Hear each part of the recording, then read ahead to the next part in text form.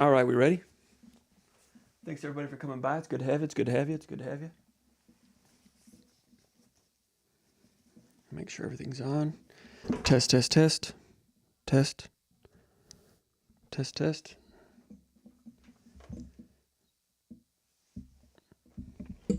All right, we're ready. Let's roll.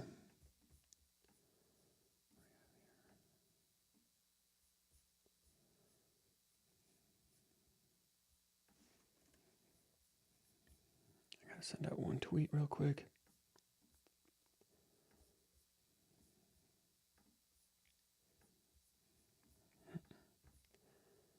Error.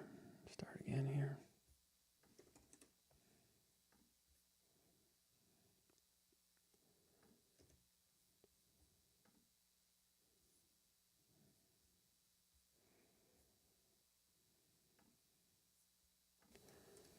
Error. Start again here.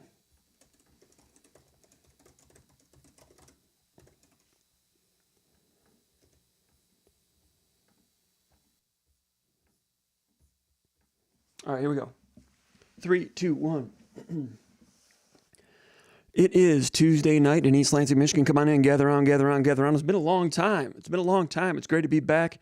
Great to be back with you. Great to be back talking Michigan State sports. Tuesday, April 23rd. Did not realize that Tuesday, April 3rd was going to be such a big news day for Michigan State sports, but it did, in fact, turn out to be that way, starting right after about the noon hour. Started hearing about Michigan State players heading into the transfer portal. Began with defensive end Andrew DePape, true freshman. It's going to be a redshirt freshman in the fall. He goes in the portal. Then the big news hit. Derrick Harmon, defensive tackle, major player, cornerstone player for the Michigan State defense. Arguably one of the more valuable players, if not, next to the quarterback, the most valuable player on this team, in my opinion. I wrote an article about that at SpartanMag.com. Go over there and check it out. By the way, if you're not familiar with any of this madness, my name is Jim Comparoni, publisher, SpartanMag.com. Go over to SpartanMag.com, become a subscriber. We'd love to have you over there. $1, $1 American dollar. That's 99 cents plus 1 cent. $1 gets you a month of SpartanMag.com coverage. You'll love it. If you're watching this nonsense, you'll love it. And we'd love to have you over there as a full-time subscriber, a full-time magger. Also, give us a like here in the channel. Subscribe to this channel. That helps a lot.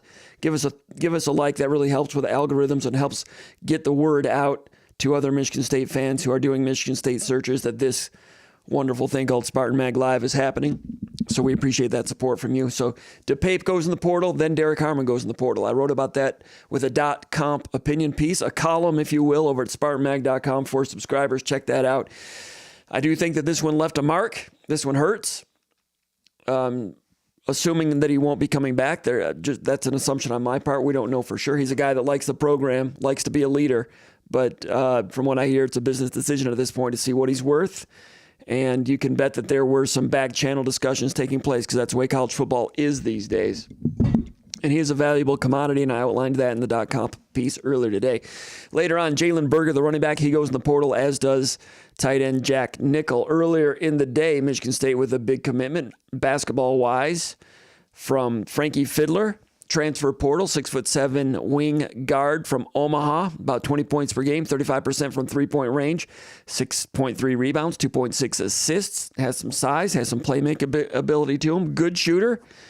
Maybe he becomes a great shooter at some point. You'd love for that thing to creep up toward 40%, but 35% right now. He's got a high release, a quick release, and at his size, that's something that Michigan State did not have in the backcourt this season, was some length in the backcourt. They're going to miss Tyson Walker, of course, but they look to move on, beginning with Frankie Fiddler, and there will be others that Michigan State continues to go after. So here at Spartan Mag Live, we will answer your questions.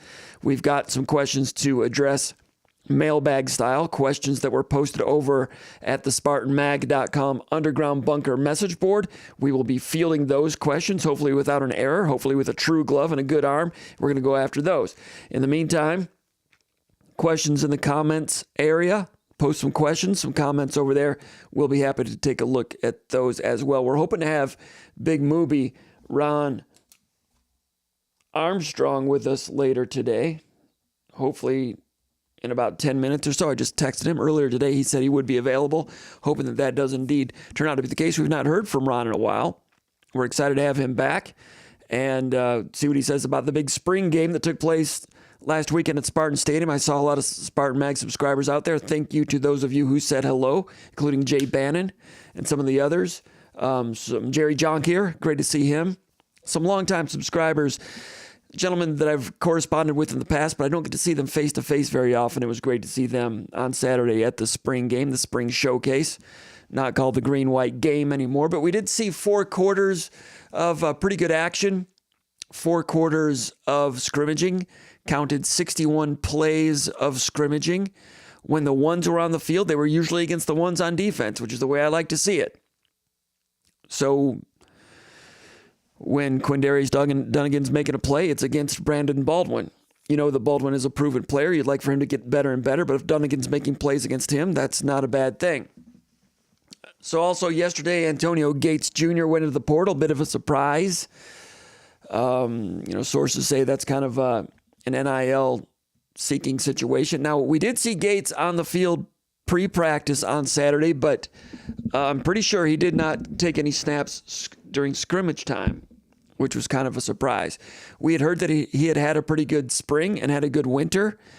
He's a young man with a lot of ability. Maybe didn't always have the greatest drive to be a great football player, but in recent months, that drive was looking like it was gaining traction. Had a good spring, 5 catches, I think, last year for Michigan State, including a touchdown against Richmond. Has a lot of ability.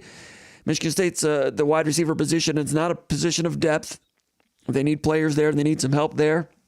Any player you lose, I would think, is not a good thing. But Jonathan Smith and his staff, they're putting together players. They're OKGs. They're our kind of guys. We had heard some good things about Gates. So I don't think that's a situation where they were fine with him leaving. I don't know if Michigan State's in a position where any receivers, they'd be fine with them leaving. But that's the climate these days. Gates is in the portal.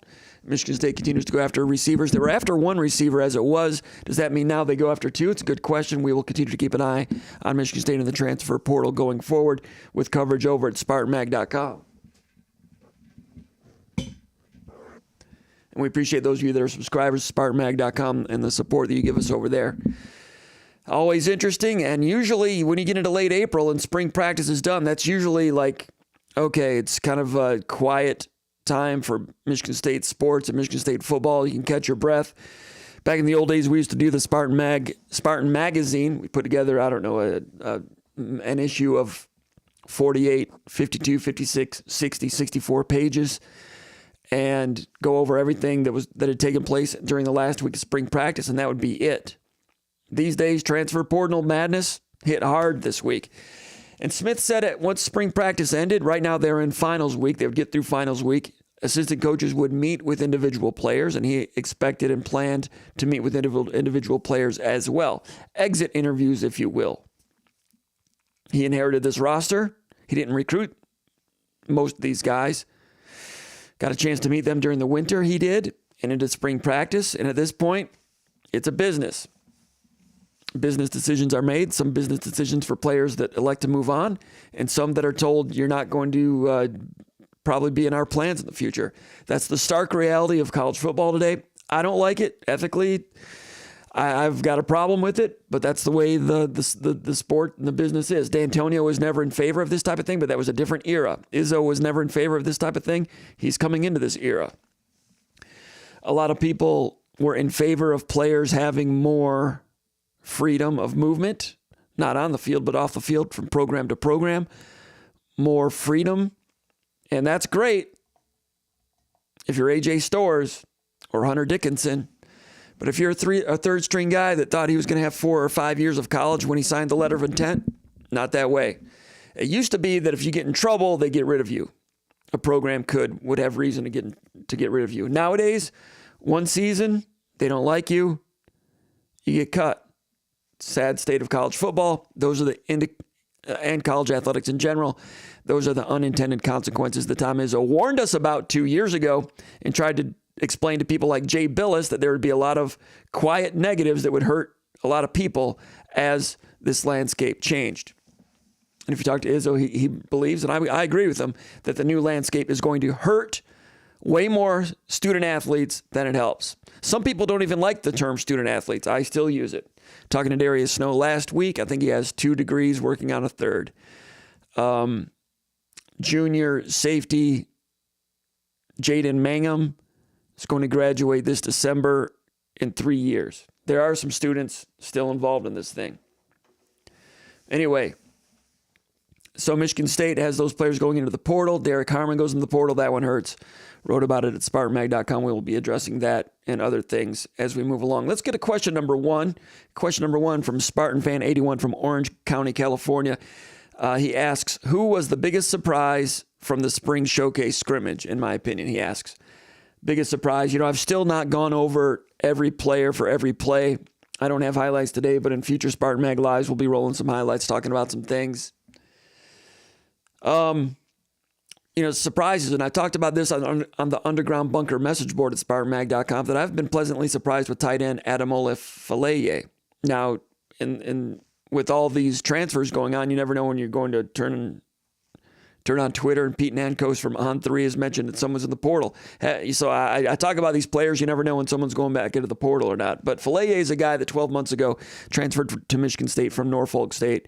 When he transferred, I went and watched a couple of games, Norfolk State games, and he came off the bench. He didn't start. He's tall at 6'7", looks athletic, but the athleticism didn't show itself a whole lot. Blocking wise, he had a long, long way to go, and that was at the FCS level, the 1AA level. Did not look like someone that could help Michigan State initially as a tight end, and Michigan State needed tight end help. So diplomatically, I said, don't expect a whole lot from Faleye. Watched him in practice a little bit last year in preseason, and, thin, awkward, not ready.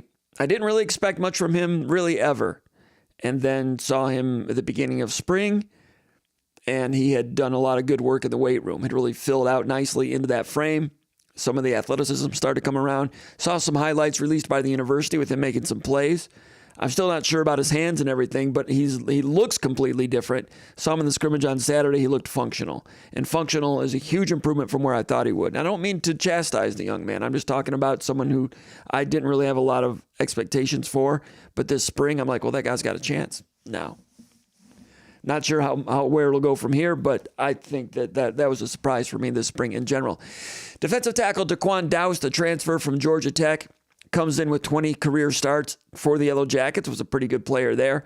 Came in and looked like a veteran defensive tackle. And like I wrote in my article today, my article about Derrick Harmon and why Harmon is valuable, there is a shortage of defensive tackles on planet Earth. There's not many of them. That's why they are valuable. That's why they can get good money in the portal. Some of them. Michigan State went out and got Dowse, and low-key, that was a big one for Michigan State during the winter. Watching him in the spring, looks like a solid player. Now that Harmon is gone and Barrow is gone, Dowse is a first stringer with Maverick Hansen, and Michigan State will be back in the portal looking for 2 more defensive tackles, if not 3. Dowse, I shouldn't be surprised. He started 20 games at Georgia Tech, but I guess revisiting that Dowse commitment back in early winter, that was a bigger deal than we realized at the time. Christian Phillips, big dually, left guard, number 71, repped with the first string on Saturday. And he's a big guy at about 320 pounds. And I asked Mahalchik, the Michigan State offensive line coach, how Phillips was doing with his quickness, because Michigan State's run scheme, a lot of inside zone, a lot of outside zone. They like mobile offensive linemen to get out laterally and go, or if you're backside to get out on those linebackers, cut them off. Quickness is very important. It's important for every scheme pretty much, but very important for the way these guys are doing it. And I wasn't sure that Big Dooley at 315 pounds came to Michigan State at probably about 345 or more, whether he would have the quickness to play for these guys. He went into the portal initially in December. These coaches got him to come back out of the portal, worked with these coaches during the strength coaches during the winter. And during the spring, started to hear good things about him through the first week and a half of spring practice. Got a little dinged up 3/4 of the way through spring practice. And then we saw him in the spring game. Call from Big Move. To accept, press 1. To send a voicemail, press... Let's bring him in. One of the all-time favorites of Spartan Mag universe. His name is Ron Armstrong. You guys know him as Big Mooby. former Michigan State football player, card-carrying Spartan dog, the real kind. It's great to have him here today. So, Ron Armstrong, how you doing? Welcome to the show, my friend. Hey, doing great, Con. Glad to be back with you talking some ball. All right, Can you hear me okay? Yes. You hear me okay? Yes, I can hear you. Okay, and you can hear me, right? Let me turn it over. Let me make sure that everybody, I've not checked the comments yet. I got to make sure everybody can hear us. All right, I'll just put it out here. I hadn't checked the comments yet. Usually I check the comments right away just to make sure I've got no volume problems, because I've been known to start the show with the microphone off before, but not this time. Let me finish a couple of comments here. I was talking about some of my biggest surprises from the spring. There was a question from Orange County, California, asking me for my biggest surprises. I mentioned tight end Adamola Faleye just because he's looking like a player now, because 12 months ago I didn't think he had much of a chance, but credit to that young man. He's worked on his body. He looks good. Whether or not he can have the hands and do the blocking and all those things remains to be seen. Daquan Dowse, happy with what I saw from him, the transfer defensive tackle from Georgia Tech. I mentioned Christian Phillips. Talking about, his size, and I wasn't sure he had the quickness for the way they want to play offensive line. He went into the portal. They brought him out of the portal. They worked with him in the winter. Heard good things about him at the beginning of spring practice. Then about 3/4 of the way through spring practice, got dinged up a little bit, but got back out there for the spring showcase. And there was the one play. I've not gone over every play yet, but the Nate Carter touchdown run on the second play of the scrimmage, Christian Phillips got out there quickly onto Cal Halladay and kept Halladay swept out of the play. Halladay was on the strong side in his gap. He wasn't wrong, but Phillips got out there quickly and made sure he stayed over there and couldn't get over the top to help, pursue the running back. But showed some quickness out of the gates there. I realized that was play number 2. It's different when you're getting into play 50 and 60 in a game. But Christian Phillips, who's never really been on the field before, other than maybe a little bit of mop time here and there and field goal protection. Phillips, first string left guard, a young guy. I think that his future is looking pretty good right now. And also, people are asking me surprises from the spring showcase. I want to ask, does Nick Marsh count? Is that a surprise? True freshman to come out there and have 3 catches for over 100 yards. Those are the 4 that jumped out to me. I'll throw that question to you now, Ron Armstrong. Big Movie. Do you have a singular biggest surprise from the spring showcase scrimmage? I think a couple of guys, that I saw some things that when I watch those things, I try not to watch the play that's actually happening. Mm-hmm. Kind of focus on players and individual matchups and stuff. And I actually saw, it was nice little, and it might have been the first play of the game actually, a little skinny that Montori ran. I thought he showed some quickness. Then they ran it again where he was in the slot. He ran the same little skinny, so just the route running from Montori Foster and different positions on the field, being able to work inside the hash from the slot position. I thought you could tell he worked on his game a bit. I thought the overall technique of our offensive linemen. I know you're looking for singular players, but I just saw some of the technical things that I saw, hand placement and things like that from our O-line, just the early returns with only having 15 practices. I didn't see a lot of guys reaching and getting out of the frame. I didn't see a lot of false steps with their footwork. So just those little things that you can see coming along the way, I did like. I liked the aggressiveness of our defensive backs at the top of the route. And again, these are early returns. I thought Ade had a decent day. Who was number 7? He showed up on number 7 to 26 at linebacker. I thought had pretty good days. Jordan Turner, the transfer from Wisconsin. Can you hear me? Jordan Turner is the transfer linebacker from Wisconsin, a guy that has some starting experience with the Badgers in the prior to Luke Fickell arriving there. Jordan Turner is a big-bodied, physical Michigander with some experience. Nice addition to this roster at the linebacker position. You liked what you saw from number 7? For sure. I like what I saw from 26 and 7 at the linebacker spot. I thought they both, even if they weren't late to the play. That's the one thing I look for linebackers. They were quick to recognize and diagnose where there was the play, or whether they were away from the action or action right at them. They looked like they were pretty quick at diagnosing where the ball was going, or what, especially 26 in the pass game. I thought he was pretty active. I know he got beat on the wheel route Carter, but that was just good execution. And I mean, I thought those dudes had pretty good days. Camp-wise, you start hearing names, guys that you think had pretty good camps. JT, they love Jalen Thompson. I mean, the kid just, every time out, he's just improving. I mean, that kid's improvement from, 2 years ago to now, it's just been lights out. I saw a couple of times where I thought By Job showed some strength setting the edge, as an undersized DN. I thought Ken Talley had some moments. So overall, there's some kids that I thought went out there and with our first time really seeing them get some action, I thought a few of them answered the call. Now back to Christian Phillips. If you noticed, they were rolling him in with a couple of different offensive linemen off groupings to get him more playing time. He played a lot of snaps on Saturday, so it wasn't just him going with that first offensive line unit. He was out there quite a bit. I think they wanted to get a long look at him because they know that that kid's a powerfully built kid, and he can have a heck of a season for us. So I thought he had a good camp as well.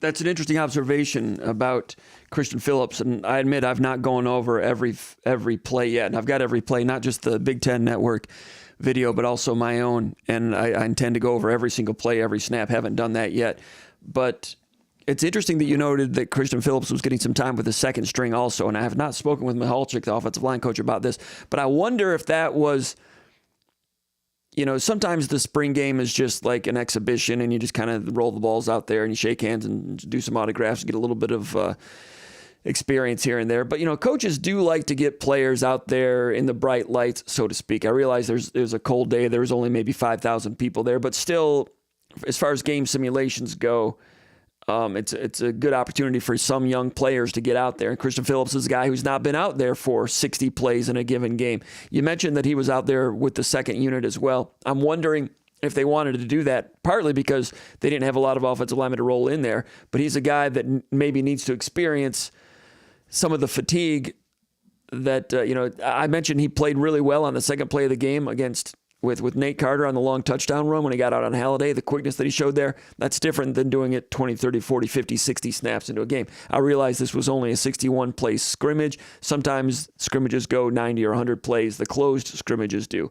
But I'm wondering if they wanted to send him off into the summer and tax him fatigue-wise a little bit, or if it's just a case where they just had a shortage of offensive linemen. Gavin Brocious was a guy that's played some left guard that repped with the first string earlier in the week when we were able to watch a little bit of practice. Phillips came back to be first string guard for this one. But do you think there's anything like that? Do you think they wanted to tax him a little bit to get him on film, battling some fatigue? Yeah, because I didn't see anybody else playing as many reps. I think that and it wasn't playing him at right at left guard.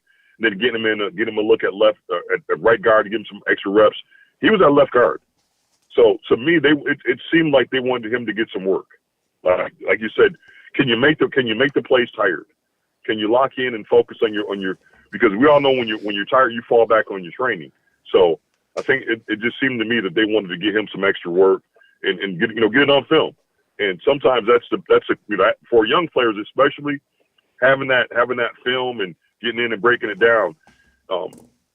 It's sometimes it's easier for coaches to get a point across on the why behind what we're doing. But having that film, having those extra reps, with the young player like him who hasn't played a ton, it's huge going into the summer and a springboard into his summer and what he needs to work on and get back ready, get back after it, and be ready for fall camp. So for him, I think that's a giant opportunity. All right, and I feel good for Christian Phillips. He came here, carrying a lot of extra weight, but he had some ability. Came to Michigan State out of Conyers, Georgia. He's going to be a redshirt sophomore in the fall. The previous staff had a lot of hopes for him. They knew it was going to take some time. The staff moves on. He ducked into the portal for a moment, came back out of the portal. Seems to have had a good, solid spring.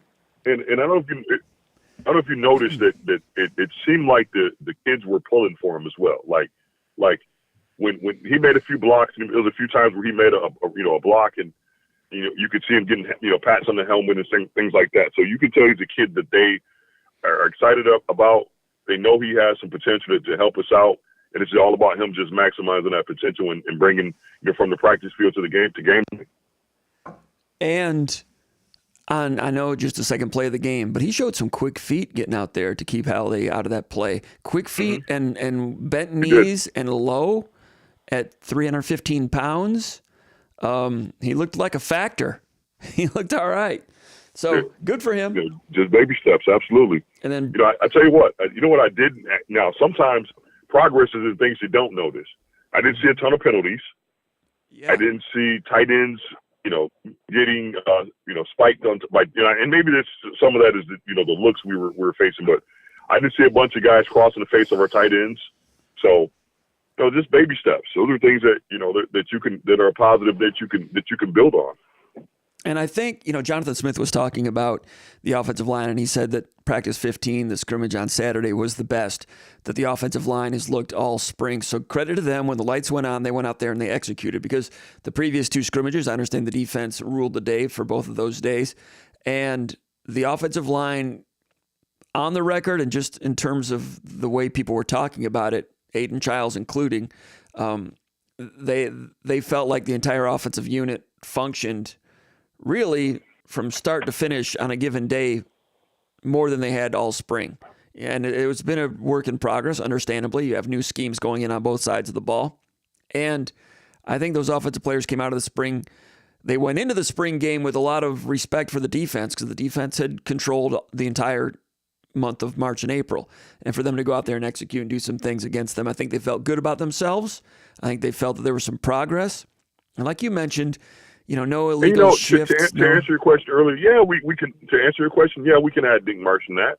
To have a true freshman come out and he hasn't even. I mean, this is first action in the stadium in front of fans or whatever. And it wasn't. And honestly, it wasn't the deep ball that I was impressed with. I was impressed. We made a couple of physical catches in traffic, and for a young guy, that's usually the thing they struggle with the most are the contested balls early on. So for him to come in and you see parts of his game, the physicals, with his his size and catch radius, and then the deep ball, that he can bring to the table. I thought, absolutely you can include him in that, because being as good as advertised or showing that you can potentially be as good as advertisement, that's absolutely we can include Nick Marsh in that. True freshmen that enroll in January and make a dent in the spring game, not the easiest thing to do. A couple of true freshmen out there at quarterbacks, they try to keep it simple for them. They each had 3 or 4 pass attempts. But Nick Marsh, 3 catches, had the deep one on the first play of the second half, and some others. And you saw him making some plays on video, the video that was released by the university a week earlier. And, some of the other things Aiden Childs was talking about with him or mentioning when he talked about Marsh, and Jonathan Smith when he talked about Marsh, they're impressed with him. I mean, they don't want to they don't want to heap too many compliments on him just yet, but they're happy he's in the program. I thought it was interesting. And that's smart. And that's smart. You don't want to put too much on, there's already enough pressure on these young men to perform. And you don't want to add too much pressure to a young guy just by, throwing him to the media, throwing him to the wolves so early without, just let him have a chance to grow into that role. There's going to be plenty of opportunity for him to have highlights out there when it really counts. So I'm glad they didn't do that just yet. Let the kid grow, have a chance to, find out, as they say, find out where the library is and all that stuff first, I hope they still use the library. These days with everything electronic, maybe they don't need to. I understand libraries are trying to come back, trying to remain meaningful in this day and age in different ways. And he's only been on campus. He's only been on campus a couple of months. There's no need to make him. There's enough distractions and things that can sidetrack a young player's career. I'm glad the coaches are kind of letting him have an opportunity to learn and grow into that position instead of making him a focal point. The play on the field will determine that anyway, but I'm glad that they're, kind of being recognizing the fact that we don't need to put any additional pressure on him to begin, to start the season. Right. He needs to find out where Wells Hall is and Kedzie Hall and all those fun places. What were you about to say? Exactly. And besides, there's, like I said, there's going to be an opportunity for him to come in and make some plays. So, but just showing a glimpse of that early was impressive. Yes, and I thought it was interesting what Aiden Childs said about Nick Marsh. He said, I see a lot of myself in him, in that last fall, Aiden Childs, got by, to paraphrase, mostly just on raw talent. And as he learned more about the game and the scheme and the way defenses are trying to do things, this, that, and how they show things and disguise things, then, started to become more of a well-rounded football player. And Childs is still working on that. He's still just a true freshman. And he says he sees that in Nick Marsh a little bit, getting by on talent right now. And Childs recognizes a lot of talent in Nick Marsh. And he says he's eager to help him get into the playbook and work on it this summer to help Marsh come along even more. So those two guys are forming a bond, Aiden Childs and Nick Marsh, and that could lead to some fun football this fall and, dare I say, in the autumns to come, transfer portal notwithstanding. I even hate to say that, but that's the way things are these days, Ron. Sure. Now, for sure. Now I'll tell you something I think that's going to be, it's going to probably is as far as our offense getting better and things like that. The kid, the backup, the transfer from North Dakota. Okay, kid played a lot of football. Tommy Schuster, and he's going to be around in the summer. Throwing with the kids and throwing. I'm telling you, just having a veteran guy like that has played that many snaps. And he's not, and he'll know how to prepare. So, I think it's going to help Childs. It's going to help all those guys get out there and run routes. And, that's kind of in a lot of ways with all these young guys who are in the portal, having a fifth-year, sixth-year guys, like having a coach out there on the field. I know he's learning the playbook himself, but that's just that maturity of being in college ball that long and knowing how to get yourself ready and knowing how to, prepare in the off season. Having that guy around this summer is going to be huge as well. Sixth-year senior from Macomb Township, Michigan, went to Chippewa Valley High School. Nobody in the MAC recruited him. He's only 6 feet tall, and he's not that fast. So he's small, and he's kind of slow, But I mean, by major college, he's taller and faster than I am. So, but by major college standards, he's small and slow, but accurate. He's got some zip, and he's got a brain. And he's got some moxie. Just getting out there and throwing the ball around and having reps and the command of a huddle and all those things that come with that come with experience from quarterbacks. Getting those young receivers out there, showing them how to run their routes and recognize coverages and things like that.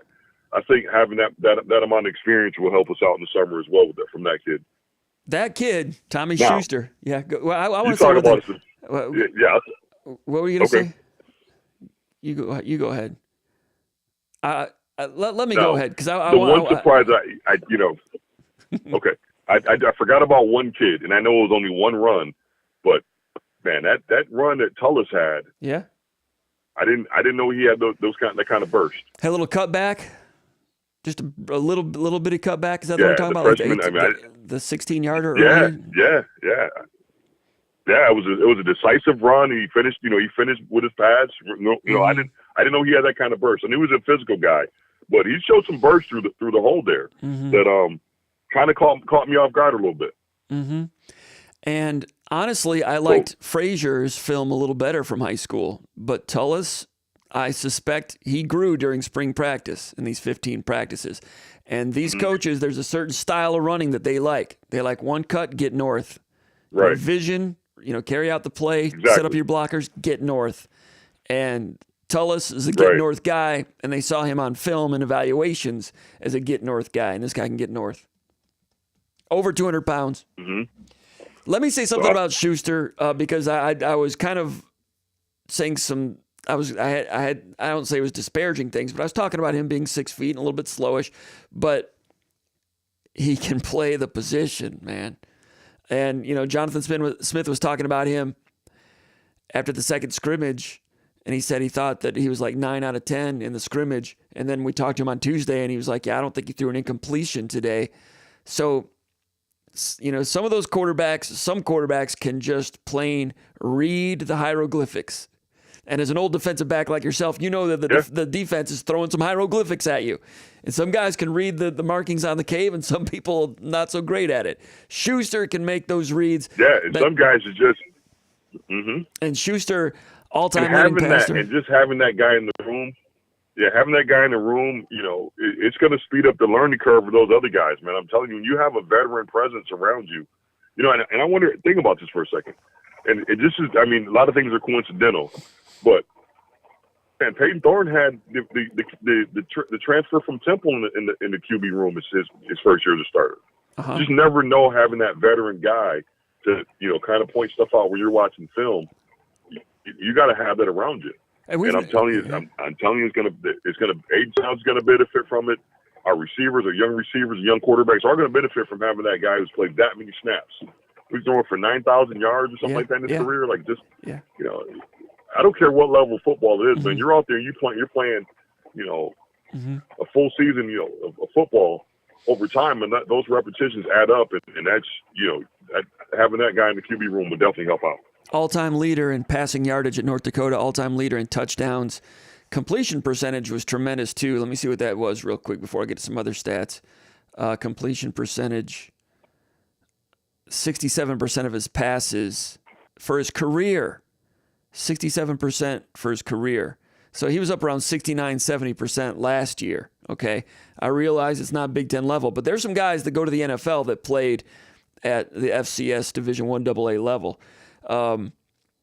This guy obviously didn't get recruited by MAC teams, so he plays 5 years at North Dakota, and we've not had a chance to talk to him yet, but I can only imagine that this is a Michigander that relished the opportunity to come back to his home state, be a part of a big-time Big Ten Division I program, and he knew Aiden Childs was going to be here. He didn't come here with any promises he was going to be the starter. We haven't spoken with him yet, and I don't want to speak for him, but I assume that he was okay with coming in with the probability of being the number 2 guy. I'm sure that Brian Lindgren and Jonathan Smith made that clear to him. But that being said, they obviously told him. That's the kind of number 2 you'd like to have in the room. And I'm sure that they made it clear to him, you're probably going to be number 2. And I'm sure he made it clear to the coaches, he just wants to be a part of something. He's played 5 years of college ball, you know, has a degree at North Dakota, wants to come back and be a part of something. If something happens, he gets on the field, that's fine. Hey, if Aiden Childs gets stuck in some things, maybe Schuster gets a shot. But those yards, those numbers, I'm sure he came in with the idea that he was going to help Aiden Childs, want to be a part of the team and those type of things. But you dig back into what he did in high school. Exactly. At Chippewa Valley, his team's record was 30-6 with him as a starter.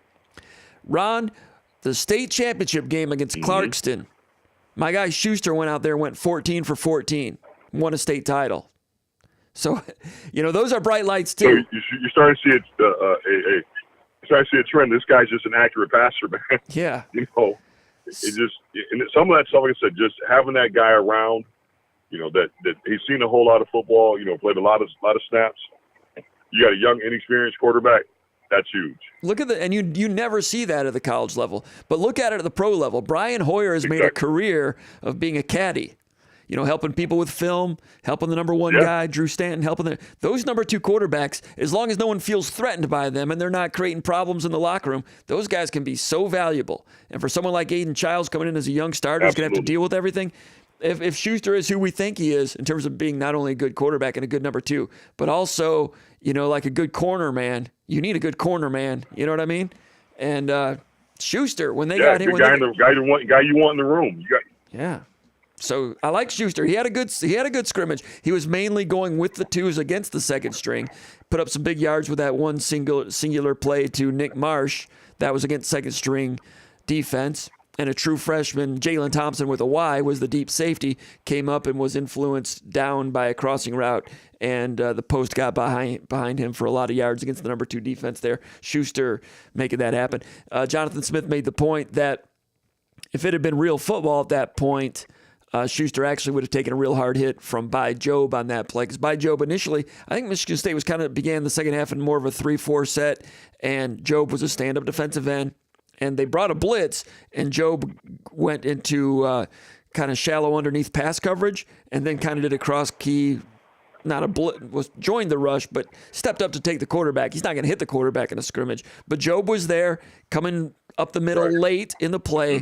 And like Jonathan Smith said, if it was real football, Schuster would have taken a pretty good lick on that play. Maybe he still makes the pass. I don't know. But it was fun to see. It's fun to see the quarterback take advantage of a freshman mistake in the middle and Nick Marsh finishing that play. But Schuster knew where to go to the ball on that against the blitz. Some people say spring football is vanilla, but that was a blitz. We saw some blitzes on Saturday. Right. Now, you mentioned. But no, I think Go ahead. you know, all in all, I think you know, I don't recall hearing a ton of injuries this spring. Yeah. You know, I think less than that we've grown accustomed to hearing. I think they got out and got a lot of work in, and you know, answered some questions as far as what we need to do with this roster. Obviously, with the portal being the way it is, you never know how things are going to look. But you know, I think as far as where the coaches believe, I think we're on schedule. You know, in terms of what they wanted to get out in spring and going into summer workouts. I agree. I think they got a lot of work done. And, you know, you mentioned number 26 but you at know what? linebacker. Tell you one thing that I will say about this. Mm-hmm. Tell you one thing I will say about this group, though, man. Like, these kids, you know, they've had a lot to deal with, you know what I mean, the last year or so. Mm-hmm. And they just keep getting to work. There's a group of these guys, man, that just enjoy being Spartans. You know, with all the transferring going around, they just show up every day and they get to work. And I think that's going to be the personality type that, you know, that we look for moving forward. You know, just put your hard hat on and get to work and get better, and all that other stuff will take care of itself. What'd you think of the corners? You mentioned Ade Willie a moment ago. Chuck Brantley, of course, is back. Chance Rucker is back. Dylan Tatum has moved to safety. What'd you think of the corners? Did you get a good look at them? I did. I thought, I didn't think they played a ton of reps, but I think Rucker, I was looking at him, and, you know, I think he has a chance to be really good, man. There's some natural movement. I think he has a chance to be really good. He's one of the kids I'll be interested to be. I can't wait to have a chance to talk to Demetrius, you know, Coach Martin, and see, you know, what he thinks of some of these young DBs. But I think he has a chance to be pretty good. Mm-hmm. You know, I spoke with Demetrius after practice last Thursday, and I mentioned something that Paul Konendijk and I have talked about, and you and I have talked about, and that is that Chance Rucker last year was thrust into a starting job for pretty much 9 or 10 games, played all 12 games, you know, due to injuries and so forth. He was on the field and, you know, had an okay season, but when you go back and look at it and think about it, for a true freshman to be out there at corner where it's really easy to get undressed, when the season was over, I thought back and I'm like, you know, I don't remember that guy ever looking like a freshman.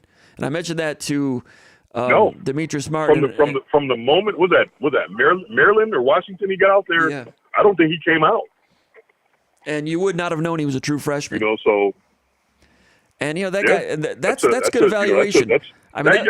That's a third, you know, that's a 3-star Texas guy. Whoever. Yep.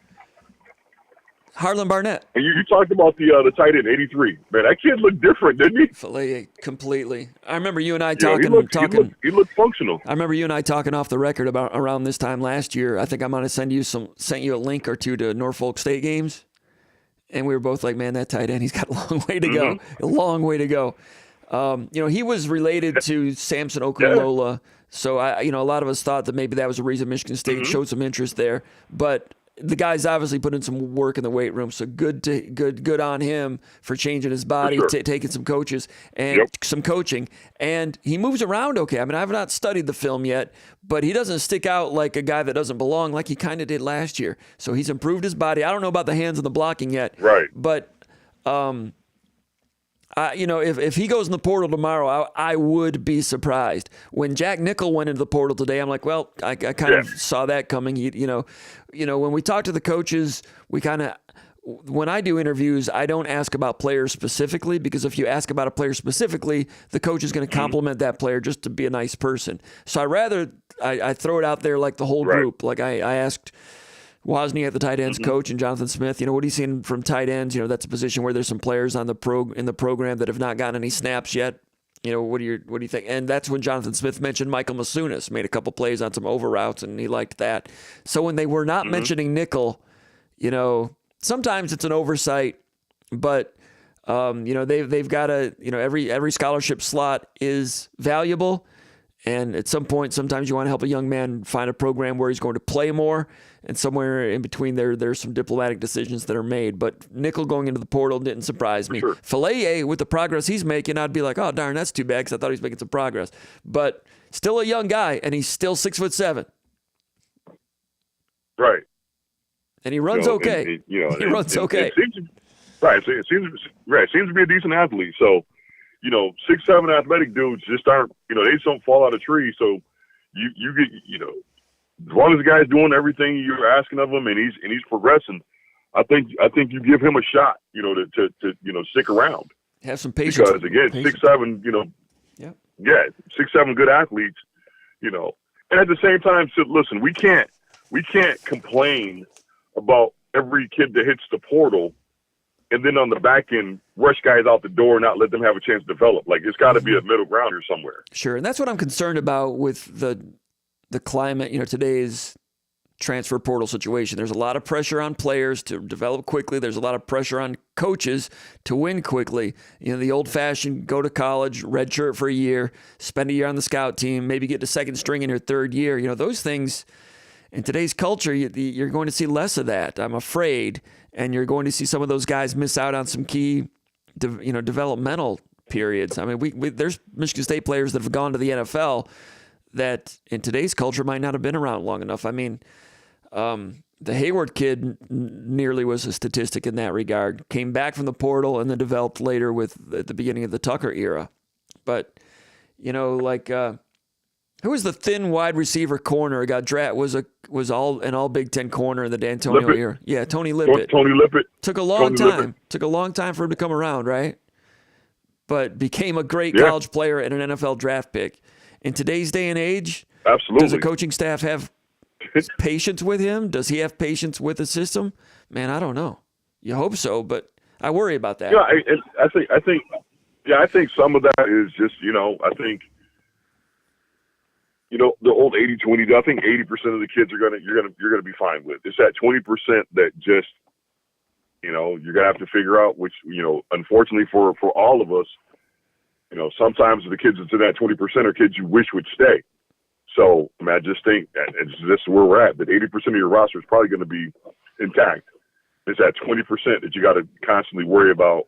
Are they hitting the portal or, because it used to be and I think this is I think as far as the transfer portal, I think this is my one gripe with the transfer portal. It used to be guys transferring that weren't playing. Mm-hmm. And I can understand that. Mm-hmm. Like no one goes to school to sit the bench. You got 4 years, 5 years to play full. If you're not playing, you want to play ball, you can get an education anywhere and you can have a chance to play. I get it. Go play. But now you got guys that are starting, getting major minutes starting or getting major minutes, and they're just transferring because, that part, because here's the thing. Everybody's not getting NIL money. Everybody's not an NIL. Everybody's not $1 million NIL. Everybody's not getting these big NIL contracts that folks get in these kids' ears and tell them, you're just you're a portal entrant away from having, all the money you thought you would get. And it some of them, sure, they might see that, but the vast majority of them, that's not how it's turning out. And, all you're doing is going somewhere to start over. So what are you hearing about that? Because Izzo had some interesting comments last week. He was comparing notes with Jonathan Smith. And like Izzo said on a radio show here in Lansing last week, he said you hear rumors about guys making $1 million and you hear, but also he said there were guys that started in the Final Four that only quote unquote made $20,000. He says there's truth, all of that in between. And there's a lot of untruths out there or half-truths or falsehoods about money that's out there. But also there's some truth about some of the guys that are making big money and some that aren't making much money, and it's none of it is transparent. You just hear things, then players hear things, and then they make moves into the portal based on some of those things that they're hearing. Spencer Brown, right tackle, goes into the portal. The word around the Michigan State locker room is that he got some pretty good money from Oklahoma, and considering it's Oklahoma, I could believe it. And then we hear at the end of spring practice in Oklahoma that he was still Spencer Brown. You know what I mean? He was okay at Michigan State. He was kind of a middling guy that maybe was capable of getting beaten out at right tackle. Whatever they thought they were getting and however much they paid, hey, good for him for exploring some opportunities and maybe making some money. But he's a professional football player now, and there's going to be some expectations there, and that's a tough situation. Go ahead. I think honestly, I think we're a year away from this kind of working itself out because you can't. No one's going to pay, keep paying kids who can't play or haven't proven that they can play. Like, I think that's one of the parts of NIL is that some of these guys are demanding money, haven't produced on the field. If you have the production to back it up, sure, okay, great. But you're playing and you haven't really established yourself as a you haven't won any you're not an all conference performer, or you're just in the playing group, and now you're demanding X amount of dollars, or you're going to transfer, and that all comes from folks in your ear saying, well, if you transfer, we can get you this. Well, here's what I like to have happen, Comp. I want these NIL deals to be public. Mm-hmm. That would take away some guesswork, and it would also be a service to the players considering going into the portal. Absolutely. In terms of what the market is. These are public because we need to get all the gray area out of it, and what the line that to get kids to enter the portal. I think we need to get that under control. So many of these kids' families. Let's face it. There's money out here, and there's opportunities for folks to young players to take care, help themselves out and set themselves up, and maybe help their families back home. All those things, and I'm not unsympathetic to that at all. As a former player, I'm pro player all the time. Mm-hmm. But what started out as something that was positive for players, I think now a lot of these kids are being used by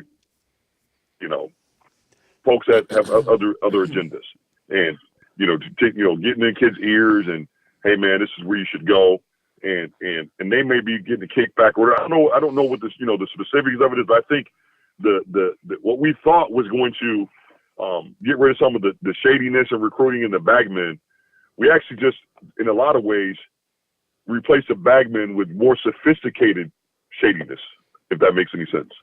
Brad Fashenko, a longtime subscriber, posted here in the comments area, and he says they will pay in the South.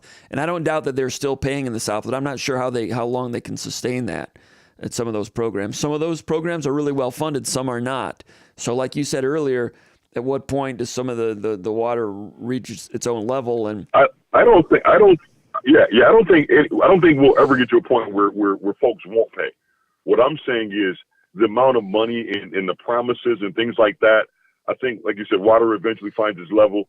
If the going rate was $300,000, one-time payment for a D tackle, a 5-star D tackle in the South, and that was the going rate for decades. Why is it suddenly $1 million?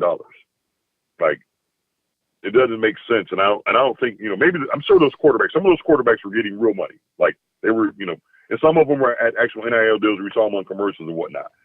I think that's separate from your number 3 receiver that hits the portal because he thinks he should get $250,000, or your number 1 corner that thinks he should get $500,000 because he heard someone else got $500,000. Those are the things I'm talking about. All right, let's transfer to the news of the day. Right. Derrick, go ahead. I'm sorry, I didn't mean to interrupt you. Go ahead, Ron. Do you have another comment? I think making it public would eliminate a lot of that, and then there's other. Then you got me on my soapbox about these things. Then the other part is with the transfer portal. I think there needs to be some skin in the game with these kids and their eligibility. I'm not talking about immediate eligibility. Yeah, you want to be eligible immediately, freshmen and sophomores, it's going to cost you your eligibility. So you don't have to sit out to play next year, but you're going to lose that year next year. So you're a freshman, you transfer, in the fall you're a junior. Would that hold up in the court of law? What's that? Would that hold up in the courts? Sorry. No, and as far as transfer, it's like if your kids want to transfer and want immediate eligibility, it just costs them a year. Costs you a year eligibility. So not only does that make the players consider if they want to transfer, it also makes these schools consider if they're getting enough value out of that kid who was a sophomore when he gets to your school now he's a senior. Is that someone you really want to bring in and maybe only have them for 1 or 2 years? I don't hate that concept, but I suspect that it would lose. It would lose in a courtroom, I think. I'm wondering. I'm waiting for losing a year eligibility. I think legally someone would challenge that and say you're taking away a guy's right to improve his earning potential and those type of things. I'm wondering someday if somebody's going to say, no. I mean, I think like what if Tommy Schuster? Here's the way. What if someone like Tommy Schuster has a pretty good year the way this around year? That is. Uh-huh. Let me ask you this: What if Tommy Schuster has I think the way around that has a pretty good year this year, and then decides he wants a 7th year of eligibility, and he challenges that in court, and he shows that he has an offer from the University of Cincinnati to make $100,000 next year as a quarterback, and he challenges the NCAA as to why do you have the right to tell me I can't play football at Cincinnati next year? I want unlimited eligibility. Would that hold up in court? I wonder. I mentioned that to Izzo someday, and he's like, "Good question. I'm not a lawyer. I don't know." But why do we have rules that they only have X years of eligibility? I'm not saying I'm in favor of it. I'm just saying, why do we have any rules at all? Why not transfer at halftime? I'm being facetious. I don't know. I think if you tie a graduation element to it, because at some point that's what we're trying to do is, this is a professional sport. So if you're, hey man, if you graduate like they did before, if you graduate, you get that year back. Yeah. All right. So the news of the day, Derrick Harmon goes into the portal. I'm not shocked by it. As someone who really likes being around Derrick Harmon and interviewing him, I feel bad that he might not be around. I feel good for him that he might have some opportunities. But for Michigan State football, like what I wrote about earlier today, and you and I disagree on this a little bit. I think he's a very, very, very valuable player. I think this one's going to leave a mark. I think this one hurts. I think Michigan State came into the spring feeling that the front seven and the defense was pretty good. And midway through spring practice, the coaches were feeling quite good about that defensive front seven, partly because those two defensive tackles, Harmon and Barrow was not on the field this spring. But the specter of him still being around and being part of the program, Barrow, honorable mention All Big Ten last year, and Harmon, a couple of mature big bodies at that position where there is a shortage of defensive tackles across the country. That is what value is, supply and demand. There's not much supply of defensive tackles. There is demand for them, and that creates a high price and value. So Derrick Harmon, who went into the portal in December, Michigan State fished him back out of the portal, and the coaches liked him, and he was showing signs of being a leader, and a bright, energetic guy, very focused young man. He's done a good job changing his body since he came in for Detroit Loyola. Now he goes back into the portal. I have to assume there was a lot of talk, some back channel communications from various programs about what he would be worth if he went into the portal, and I suspect it might be substantial. Michigan State maybe not in a position to want to pay for someone that for that right now. I've got my ear to the ground on that to try to find out a little bit more. But you and I talked about Derrick Harmon over the phone a little bit earlier today.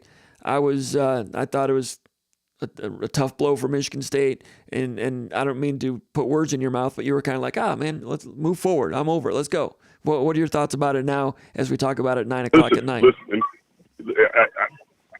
okay, it hadn't changed one bit. And my comments is not related to what I think Barrow or Harmon are as players. My comment is what I think they are in terms of, at some point, man, you're either in or you're out. In this, jumping in and out of the portal, like I told you earlier, I would go Mike Singletary, and I'm like, you know what, alrighty, you can't, I won't do that, can't have that. Like I'm either you're with us, you're in, or you're out. Like every 6 months testing the waters nonsense, I wouldn't deal with it at all. Like, some guys, and I said this earlier, some guys, sure, there's exceptions to the rule. Like, a can't miss, Charles Rogers type, can't miss, you're going to, canine sort of guy. I don't see either one of those guys as, I know what you're saying. You're saying that they're valuable to us because of scarcity. And I get that. But I'm talking about value to us as productive players. And I don't see can't miss, productive player that I would put up with that. Like, hey man, listen, if this had been his first time in the portal, sure, okay. But like every 6 months you guys are jumping in the portal, it's always going to be this. And I wouldn't put up with that. Okay, man, you know what? You're in the portal. Good luck to you. And the second thing I wouldn't do is I wouldn't overpay. Like if I think Derrick Harmon's value is, $100,000, I'm not overpaying because someone else is willing to. I'm just not going to do it. So good luck to you, young man. I hope it works out for you and your family. But here in East Lansing, this is what I'm doing, and this is how we're going to move forward. And that would be my position on that. Can you not necessarily Derrick Harmon specifically or any, just. I'm sorry. Go ahead. Can you win games doing it that way? I've got great respect for the Mike Singletary mindset. I think on a case by case basis. I think on a case by case basis. Put it this way. I think you'll lose more games overpaying and paying guys and not taking a stand, and then you will drawing a line in the sand and saying this is what we're going to do. And certainly there's flexibility with certain players, but I don't think those dudes are in that group. Like, to me, it when you see it. And I mean, I like Harmon as a player. I think he's a good player, but I don't think he's a Brinks truck, you back up the Brinks truck kind of guy. Look,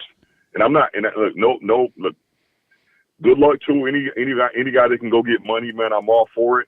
But if we're talking about in terms of Michigan State football and what I would do if I were in that chair, I'm not doing that. I'm not playing that dance every 6 months with guys. I'm just not going to do it.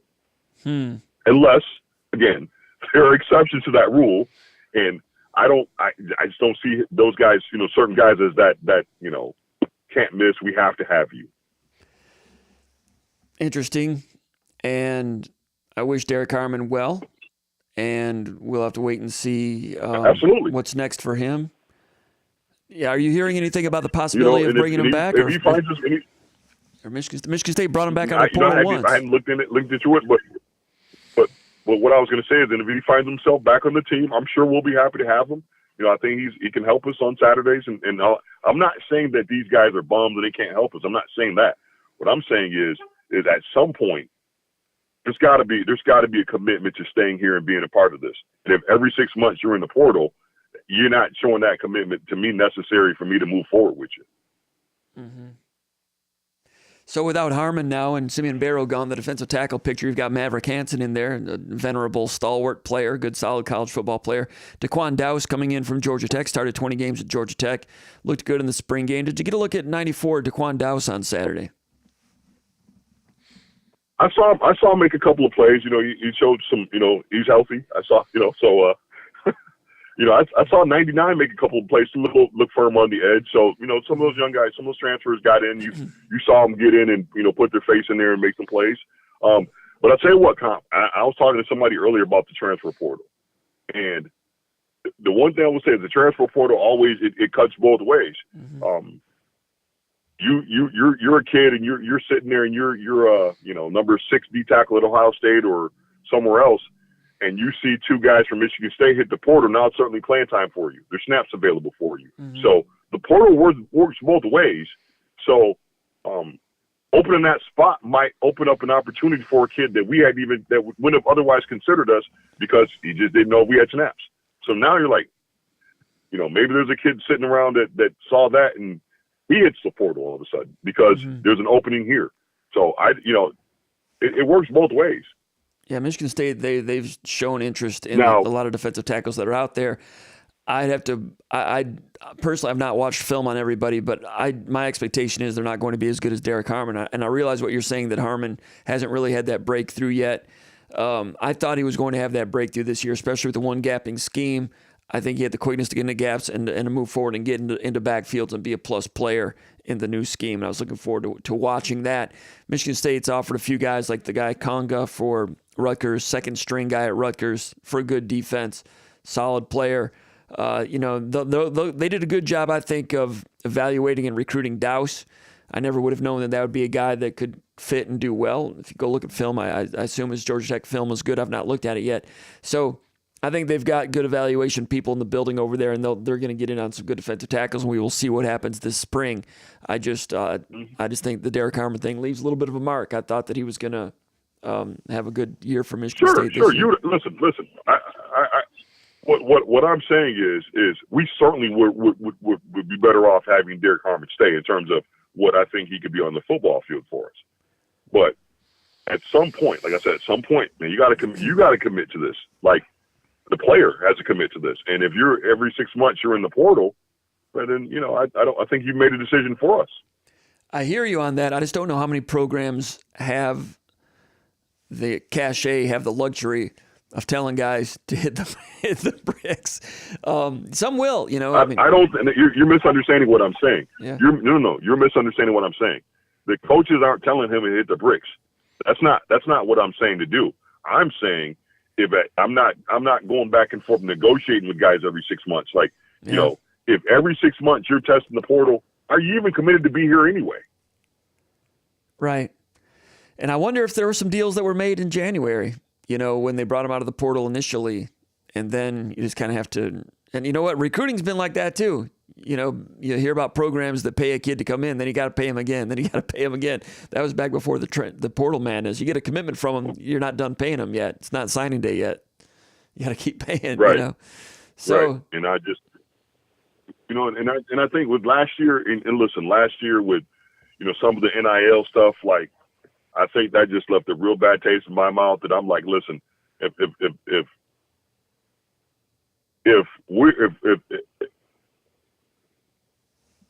trying to choose my words carefully here. So if the only way that we can be successful as a program is that we constantly have to go back and, it's never going to be enough, then we're going to be, it's a bigger problem than just NIL. At some point a deal's got to be a deal. And if 2 months, 2-3 months later, like, nah, I'm out of here. It's not enough. I can get more elsewhere. That's what can you ever build, man? Like, at some point, like, if you're saying, can you win that way, man? If we're going to be 7-5 and we got 7-5 and guys are committed to being here, or we're going to go, I don't know how you can be any better than that. I don't know how you can expect better when your roster is, you got to constantly every 3-4 months worry about guys leaving. How do you build? I don't know. It's going to be really intriguing to see which programs, if any programs, are capable of establishing and sustaining success. Success as we've known it over the years in college football, where certain programs, have really good seasons 9 out of every 10 years. Now we know in the NFL, all franchises, almost all of them go up and down, up and down, up and down. In the college game, you've had some blue bloods that just kind of replenish, rebuild, or they get rid of somebody and then they become Georgia and what they are now. But now it's going to be harder to stockpile. It's going to be harder to keep developmental players happy. So it's going to be intriguing to see which coaches, there's going to be some coaches that might be able to build it once or twice, but being able to build and stay good. Now, Georgia looks real strong right now. Texas thinks they're good. Every time they have one good year, they think they're back, right? Texas A&M is going to have all the money available to them, but they've been the most underachieving program in college football over the last 60 years.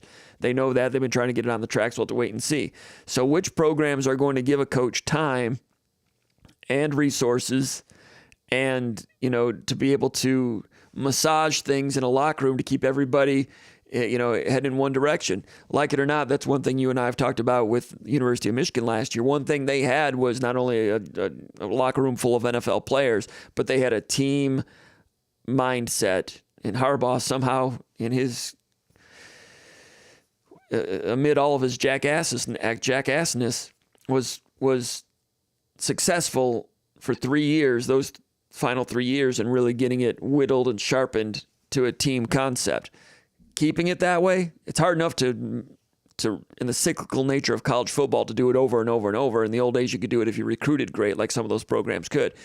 Now, in the last 10 years of the college football playoff era, we all know that it was Alabama and sometimes LSU, and then lately Georgia, and for a while Clemson and Ohio State. There was a small number. There was like 2 really great teams, and the gap between number 2 and number 3 was vast. That's why we saw blowouts in the college football semifinals year after year after year.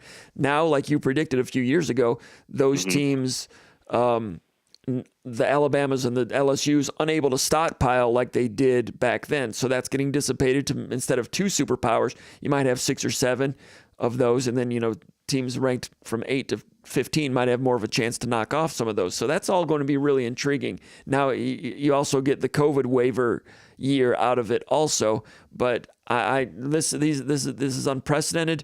It's hard for me to tell the future on where all these things are headed and which coaches are going to be able to establish programs that are going to keep their players okay with being second team and developing, and also keep their fans satisfied with wins, it's going to be fascinating. I don't know where it's headed. I don't know which programs are going to end up coming out on top in this whole thing. I just had an idea, and I don't know if any college coaches or program has done this yet, but and I get it, and I know that NIL is supposed to be separate from your program, separate. I get that. Mm-hmm. However, I think there should be some guys that, I don't know if anybody has sort of a salary cap manager or sort of an unofficial guy who's aware of what the NIL coffers looks like at the school relative to their roster. But the first ones that add that guy to their staff, I think will have a leg up and determining where to allocate the money. So right now it's just, I don't know how they're getting to that, how they're determining who gets paid what. Mm-hmm. But I think you need to have someone in that building that understands we can't pay everybody, max. Everybody's not a max player, and everybody doesn't get max money. So how do you get guys who understand what their true value is when they can get lied to and things of that nature. So I don't know. You're right. It's a free for all, but I think it's gonna work itself out. You're starting to see where, in football, where in Missouri's getting 5-star kids to stay home, and mm-hmm. some of the other places are getting kids to stay home because mm-hmm. they can pay. Mm-hmm. So I think the talent is spreading out. Eventually, they'll tweak these things. It's too much money at stake, not just for the players, but for college football itself, to let money ruin it. So I think they'll get it figured out. In the short term, with just some growing pains, and it sucks when we lose a player to the portal, but we got Aiden Childs out of the portal. We got some. Mm-hmm. So the portal gives it, the portal takes it away. So I don't get bent out of shape when guys leave, because you can't celebrate getting a guy and then act like the portal's the worst thing that happens when guys leave. Right. It's just part of the deal. My thing is make a commitment. Make a commitment at some point and stay put. If you hit the portal, are you in or you're out. This dance, this portal dance. I think. Do you remember probably about 10 years ago, when you and I were just tired of the commitment hat dance thing, mm-hmm. all those commitment stunts? Remember that they kind of just got enough already. Yes. Do you remember that? Yes. Yeah. And I think in some of that's starting to go away. You're just not mm-hmm. seeing all that, all those crazy commitment stunts and all that stuff anymore. And I think the portal dance in and out, I think that's the next thing that needs to go. I think there's some rules that they can put in place. Like, if you enter the portal, you got a couple of times that you can enter the portal in a calendar year. I think that would fix that. You can't just enter the portal unlimited times. The tough thing right now is, if you're a defensive tackle, you might have been worth X amount of money in December, but now that teams have had spring practice and see what they don't have, now those defensive tackles are worth a little bit more. So you might have come out of the portal once in December, but then the economy changes. But like you're saying, that's part of the deal. But like you're saying, if someone, you're either in or you're out, and once you go in and you come back out once, that's enough. But if you do it again, you're out for good. But I can see why someone would go in again if the economics change. And I agree with what you're saying about. No, because no, think about this. Okay, let's just we're talking about money. We're talking about contracts. Someone's always going to be the first guy to set the market. So, that an $80 million quarterback deal now seems in the NFL seems like pennies. But you signed it, man. You can't every year, because someone else signed for more. I'm going to redo my deal every year, every 6 months. It doesn't work that way, my man. You agreed to this. I agree and with you. That was the money that you wanted at the time. It was I agree. I agree with you that whichever program is able to come up with, for lack of a better term, a capologist type of guy. And I realize there's no cap, but somebody that's going to, right. But just understanding there is because there's only a few schools that have that blank checkbook. They can pay whatever. Mm-hmm. Everybody else is trying to manage whatever that dollar amount they have to use. They're all trying to manage that the best they can. So whoever comes up with that guy that can, break these things down and pay a certain way, or, figure out how to get it done, I think they're going to have a leg up.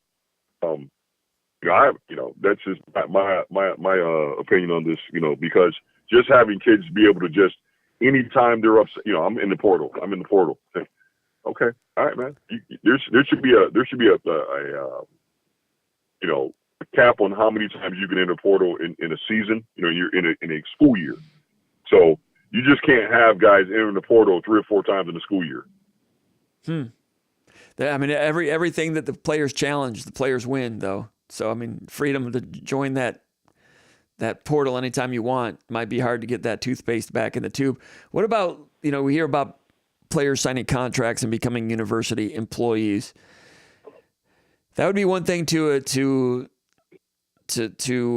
allow programs to keep a player and know where they stand instead of never knowing what your depth chart looks like until the day before practice starts. That would be one way to do it, but there's some people that are not comfortable with taking that step. What do you think about these players becoming contracted employees, which could really put a halt to the portal madness as it is right now? Okay, so I don't know about them being full university employees. I don't know if I'd like that. More just having the ability that there are independent contractors that you sign. You're not a university employee. You're an individual. We're signing. You're individual. You're an independent contractor, and we're signing. A 1099 deal with you. So yes, so technically you're employed. So we can have a contract that will. I don't specifically the labor law and all that stuff, but I don't know. I don't want to get into the whole workman's comp and all that kind of stuff. I think that, right. But I think somewhere along the way to be able to have a contract in place that, the players feel like they're protected, and then the university and the coaches and they have an idea of what the roster's going to look like. Did you maybe some of these NIL deals need to have. Need to have what? We got a little delay, you and I speaking for some reason. There's like a little 3-second delay. I apologize. No worries. I think maybe some of these NIL deals need to be a bit more firmed up and as far as what language they have in them that, and I don't know if you want clawbacks. I don't know if you want to be a situation where schools are suing kids and now you're getting into some stuff where, where that's, you know what I'm saying? So I don't know if you want to have clawback language in some of these NIL deals. Cause I don't know that I want to see that where, a kid transfers and he's getting sued by the school. He just left because, he transferred or whatever. But maybe you can have buyouts that, the NILs have buyouts that if you want to get this kid, you got to pay, you got to pay the buyout. So what did you think about Antonio Gates entering the portal? I was a little surprised by it. Sounded like he had a pretty good spring. If I'm a Michigan State person, I'm a little disappointed. Yeah, it caught me off guard, Yeah.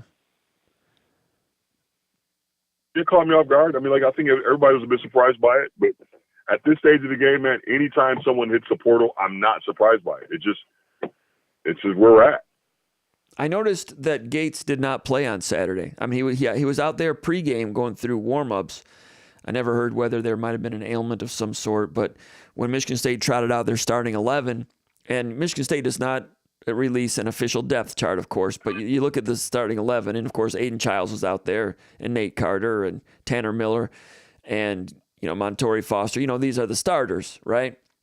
And Jerron Glover was the second receiver, and in the slot was Isaiah Johnson, who didn't play last year. He's a true freshman right now. He's going to be a redshirt freshman in the fall. A guy whose film I liked, I think he came out of Virginia, and I thought that he was a guy that could get on the field last year because Michigan State needed some wide receivers, didn't quite get on the field, but he started. I'm not sure that means he's a starter. So that's one position where I think that there's kind of mixing and matching. And, Courtney Hawkins said earlier in the week that he doesn't really have a first string, second string, third string. He's mixing and matching people. And it kind of looked that way also. But I just got your that text, by the way, the person who's watching. But so Isaiah Johnson looking pretty good for him. And, Gates goes into the portal. And like you said, not a surprise there.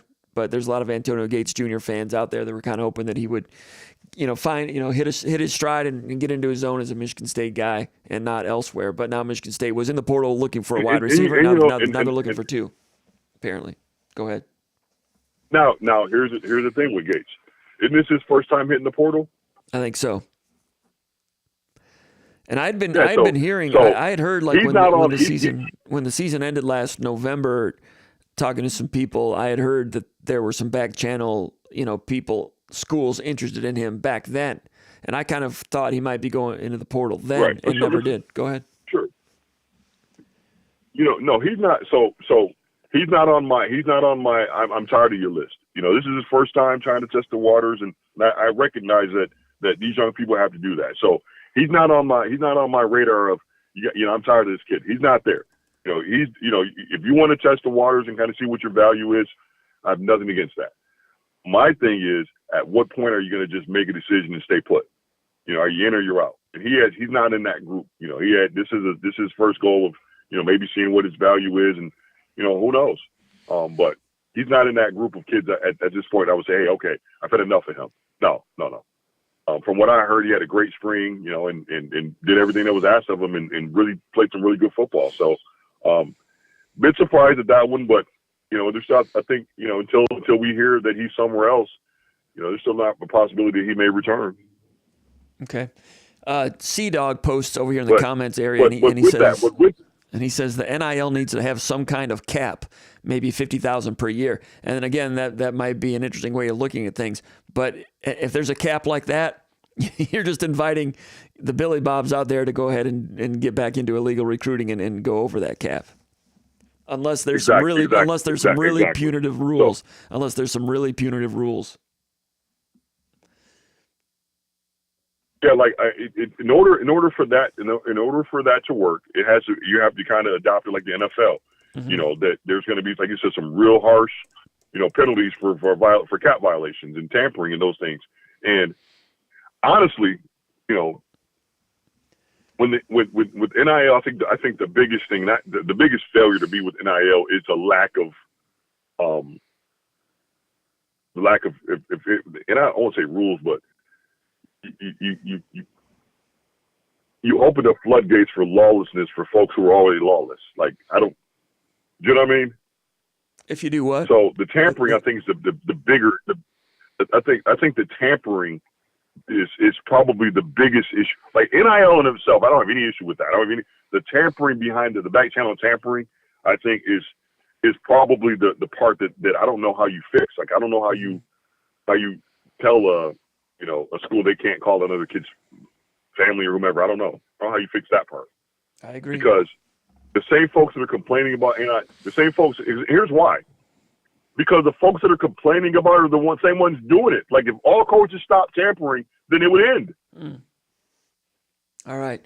So defensive tackle, you don't have Harmon anymore. Don't have Barrow. Presumably, you have Maverick Hansen, Daquan Dowse. And that's about it. Alex Van Sumer. Those guys could maybe find their way back. Yeah.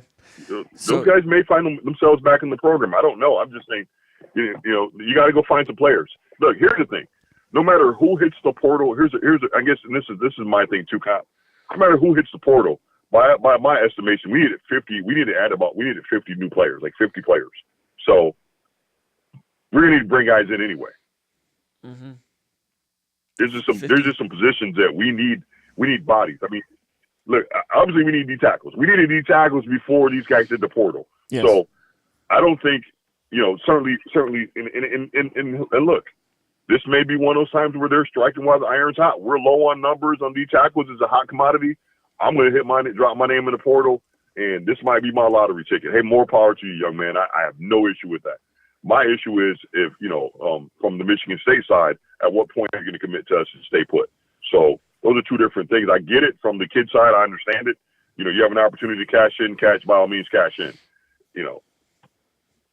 Mm-hmm. But you're right. We're going to need D tackles, but that's true. That's true. Probably, at 128 programs, D1 programs, that they're looking for D tackles. There might be 5 or 6 programs that come in every year. Like, we like our D tackles. Everybody else is looking for D tackles. So, I made the point in an article. That's just the nature of the business, man. Where we're at. Right. I made the point in an article that I wrote today about the .comp article over at SpartanMag.com. Pro Football Focus is not the end-all, be-all when it comes to grading players, and sometimes I disagree with them. But in terms of a broad-based barometer, I think it's a solid way of looking at things. And I noted that I looked up Derrick Harmon and all the returning defensive tackles in the Big Ten, and in terms of the Pro Football Focus all-around defensive rating for 2023, Derrick Harmon ranked number 4 in the Big Ten among returning defensive tackles. He was behind the 2 guys at Michigan and 1 guy at Ohio State whose name escapes me. But basically, he was number 4 in the Big Ten. He was not all Big Ten, was Derrick Harmon, but as a redshirt sophomore last year, was solid. And they'll be without him, and now Michigan State goes in the portal looking for others. We've got coverage of that over at SpartanMag.com as to who else they're looking at in the portal, and that's going to be busy. April and May used to be not that big of a deal for a college football movement, but now from now until when the window ends, it's going to be fascinating. As far as wide receiver goes, Antonio Gates Jr. in the portal. Maybe he comes back. We'll have to wait and see. Jerron Glover went to the portal. He's back. Had a pretty good spring. Montorie Foster, you said you liked some of the things that he did. I do know as far as receiver, there was some. I do know as far as receiver, there will be some. There's some guys that they like that are in the portal that they're looking at. So, like I said, the portal gives it, the portal takes it away. So I think we'll see how this all shakes out. But I got to jump soon. I got to jump. Count. My battery's going to die here. Okay. All right, we appreciate it, Ron. Appreciate your insight. We'll talk to you soon. All right. Absolutely. Thanks for having me on. And all right. For sure. Thanks for having me on. Go Green. All right. Take care. There he goes. Big movie, Ron Armstrong. Always great to hear from him. Let's go. We'll talk. We'll go into the back to the mailbag here and get some more questions. First of all, I want to mention that about Michigan State's running back commitment earlier today. That would be K'Ron Lynch Adams, running back, UMass, 5'10", 205. Redshirt junior is going to be a redshirt junior, I think, this year. Originally from Warren, Ohio. Went to Rutgers initially. I think he's been around for a while. He goes back to 2019, if I'm not mistaken. That's a long time. So he's more than a redshirt junior. But played a couple of years at Rutgers, found his footing at UMass, and about 5'10", 205, squatty type of guy, plugger. It's pretty good acceleration. This year at UMass, over 1,100 yards, rushing 12 touchdowns. Rushed for 101 yards against Auburn. And I went back over the Auburn highlights today, and it was hard to find highlights. I saw one little play. I couldn't really tell. It looked like kind of a delayed handoff draw type of thing. Got loose for about 16 yards or so. Ended up rushing for 101 against Auburn. I called up the highlights of that game, and all the highlights were all Auburn. There were no UMass highlights within that. And if you find K'Ron Lynch Adams' highlights for the season, they have highlights of him against Toledo, which was a game that I watched live, not at the game, but while it was happening, because that game was when Michigan State was on a bye week, and Jason Candle at Toledo was somebody that was kind of on the radar as a possible candidate for Michigan State. Watched that game, and UMass did not have a good team this year. Toledo did, but UMass gave Toledo a lot of trouble that day. And I remember K'Ron Lynch Adams that day. But there's if you watch his highlight video, there's nothing in there from the Auburn game for some reason. And that was his best game of the year in terms of big numbers against a quality opponent. Now, he went out against Army and I think rushed for 230 plus. 234. He rushed for 234 against Army. I don't think I've seen those highlights either. But Michigan State was in on some others. There was the guy from Georgia that they were looking at. But now that they have Adams, the guy's name was Paul was the last name at Georgia, and Paul showed some really good acceleration when he was in high school at Texas. When I watched some of the highlights of him at Georgia, he had a torn ACL last year, maybe lost a little bit of that sidestep and some of that burst. On the internet, there was a video of every single touch that Paul had this year for Georgia, and he did some good things a little bit against Ole Miss, but it seems to me that K'Ron Lynch Adams was Michigan State's A-list guy. They got him, and now it's my understanding that that's it. They're not after the Paul guy anymore from Georgia. So K'Ron Lynch Adams, 1,000-yard rusher at UMass, and committed to Michigan State today. Rushed for over 100 yards, I think, on 4 occasions this year. Over 100 against Auburn, over 100 against Eastern Michigan, over 100 against Toledo, and over 100 yards against Army. So Jalen Berger goes into the portal. K'Ron Lynch Adams comes out of the portal. He's a Spartan. He'll join a running back room. That includes Nate Carter, who looked pretty good in short day of work on Saturday in the spring game. Jalen Berger's gone. Jaron Mangum is still around. Davion Prim is gone. We've got our ear to the ground as to whether Michigan State might look for one more in the portal. Brandon Tullis, true freshman from Texas, had some moments in the spring game on Saturday. And Frazier's coming in, Mekhi Frazier coming in from Texas as well, whose high school film I found quite impressive. So you have Carter, Tullis, Adams, Frazier, and Mangum. And that might be it. 5 scholarship running backs. That's a pretty good room. With Carter being a guy that I think with good blocking is a plus running back at the college level, at the Big Ten level. So that's the news with Adams, an interesting addition for Michigan State. Now let's get back over here to the mailbag. But first, let's go over here to the comments area and see what we're doing. I see there's been a lot of comments. Well, I was talking with Big Movie. Let's see if I missed anything. We got Clark Merrier checking in. Great to hear from Clark Merrier. Great to meet you and your father, or was it your son? Either one of you, great to see you in the spring game on Saturday. Great to have your support in all things relating to Michigan State coverage, which you give to me, but also professionally and outside of those things. You guys have been very supportive, and I really appreciate that. Kenneth checking in from downriver. I don't know what that's all about. We'll have to keep an eye on him.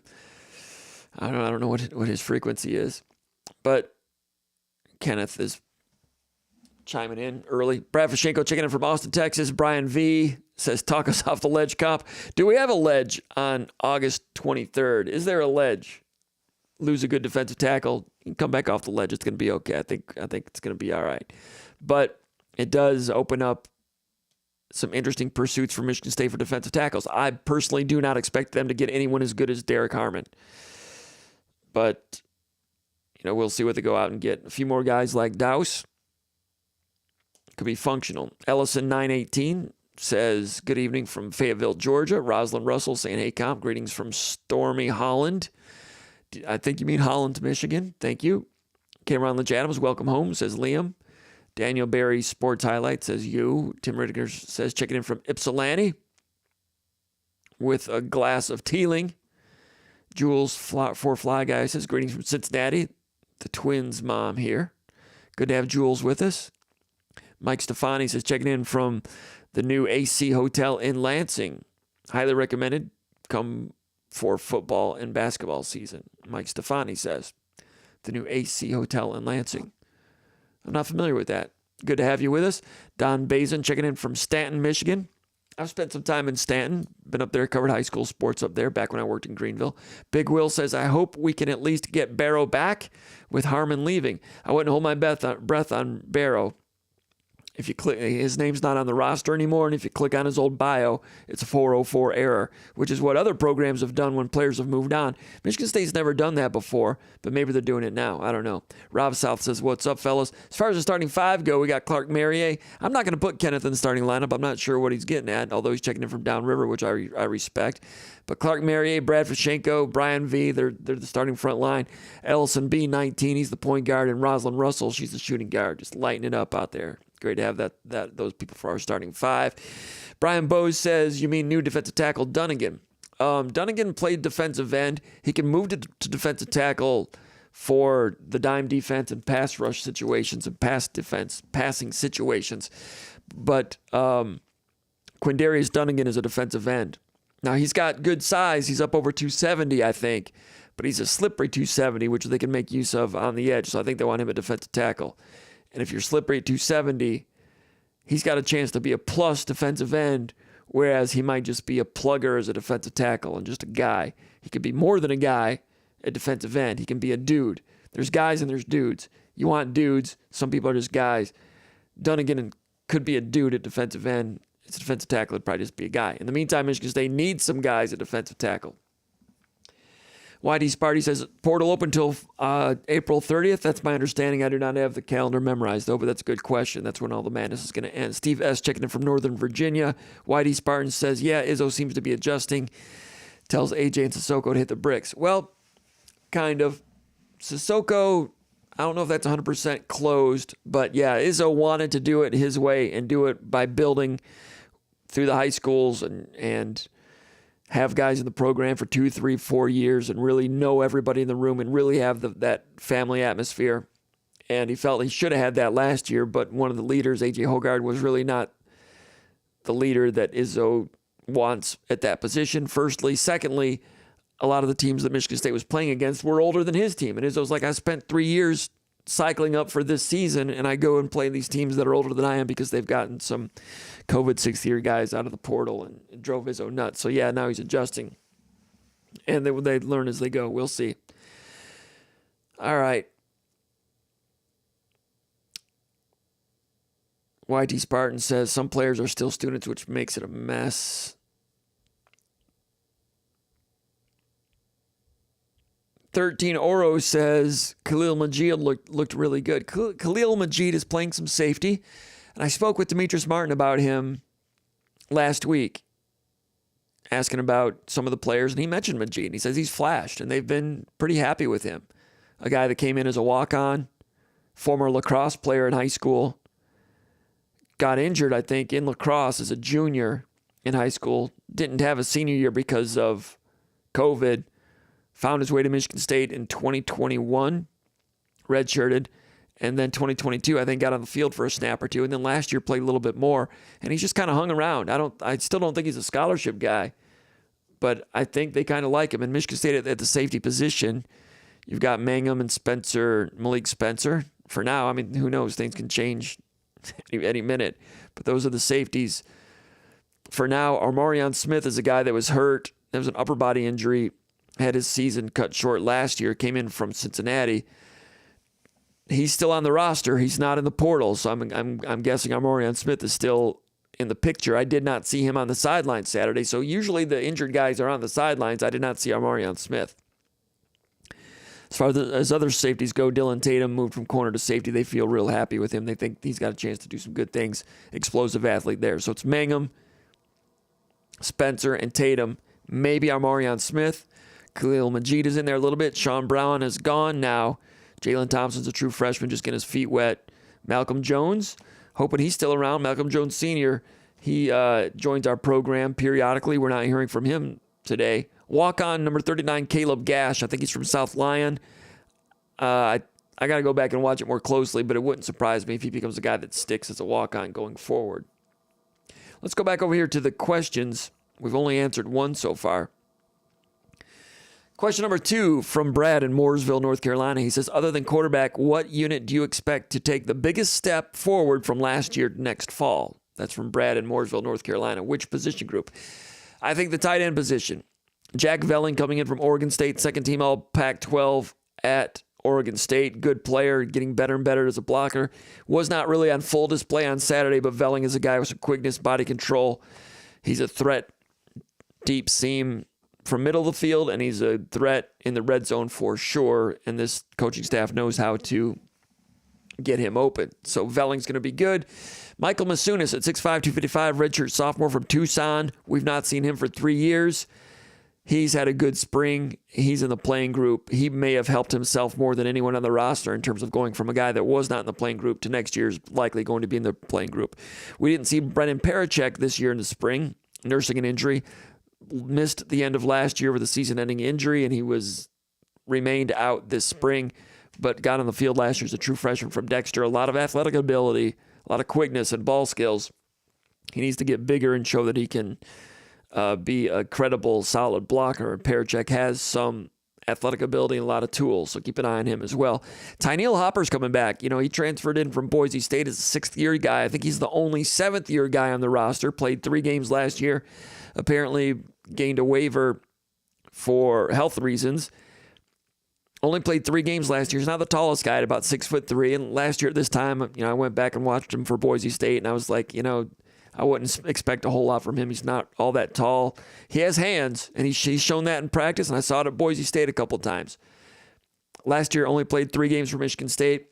Caught a pass against Washington in the red zone, and really showed a lot of heart trying to move the pile to get toward the end zone, and was injured on that play.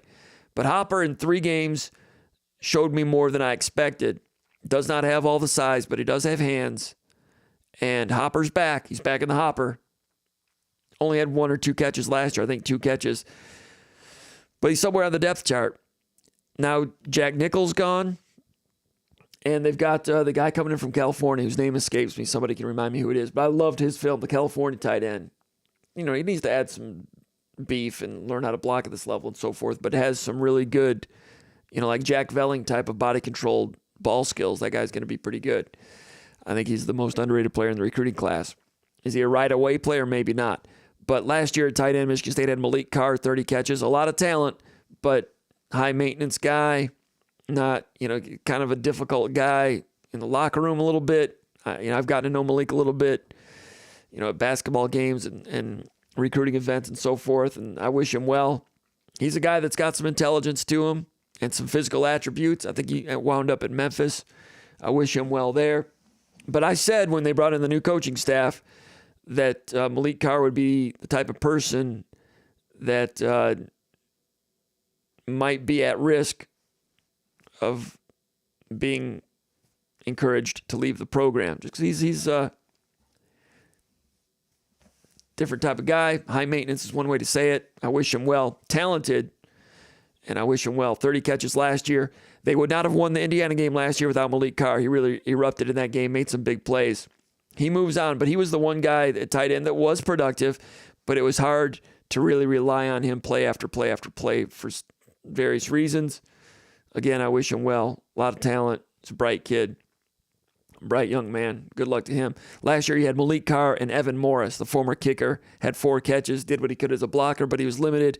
Tennille Hopper played 3 games, 2 catches. That was pretty much it at the tight end position. Carr had ability, but in terms of down in, down out, reliable tight ends, Michigan State didn't have it last year. Now with Velling, you do. You have Masunis in there. You have Parachek, maybe Hopper. Tight end will be improved. That's the position that'll be more improved over any compared to last year. And it happens to be a position that these new coaches really lean on tight ends for blocking and as offensive threats also. Downfield, over routes, drags, throwback plays. They use the tight ends. It's going to be fun to watch that in the years going forward. Question number 3, which running back from the portal do they like more, and how did Paul's visit go? Okay, this is a question from yesterday. Now this question has expired because Adams committed to Michigan State today. So let's move on to number 4. As far as Adams goes, we talked about him a moment ago. Style-wise, short, fire plug type of guy.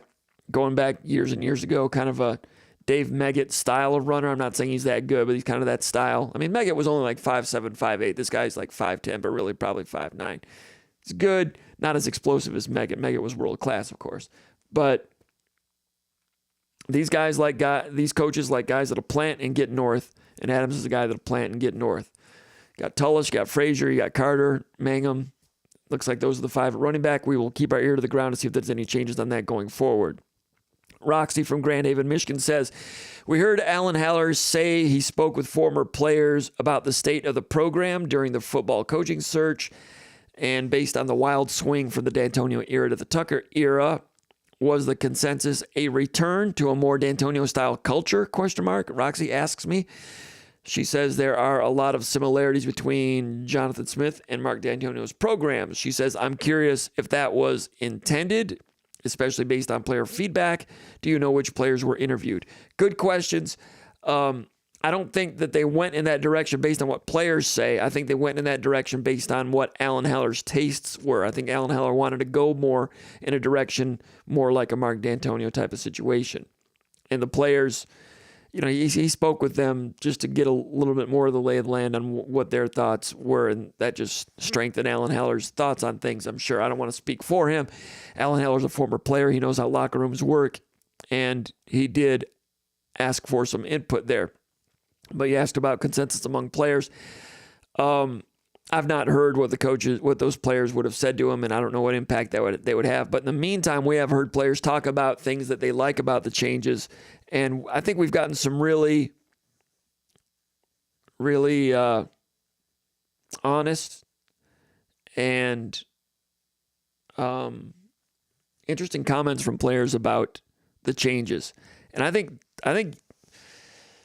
they talk about people being a player's coach, and players kind of want a player's coach, but players also, they like discipline. They want to be coached. Most of these guys come from good high school programs where they got coached by real coaches.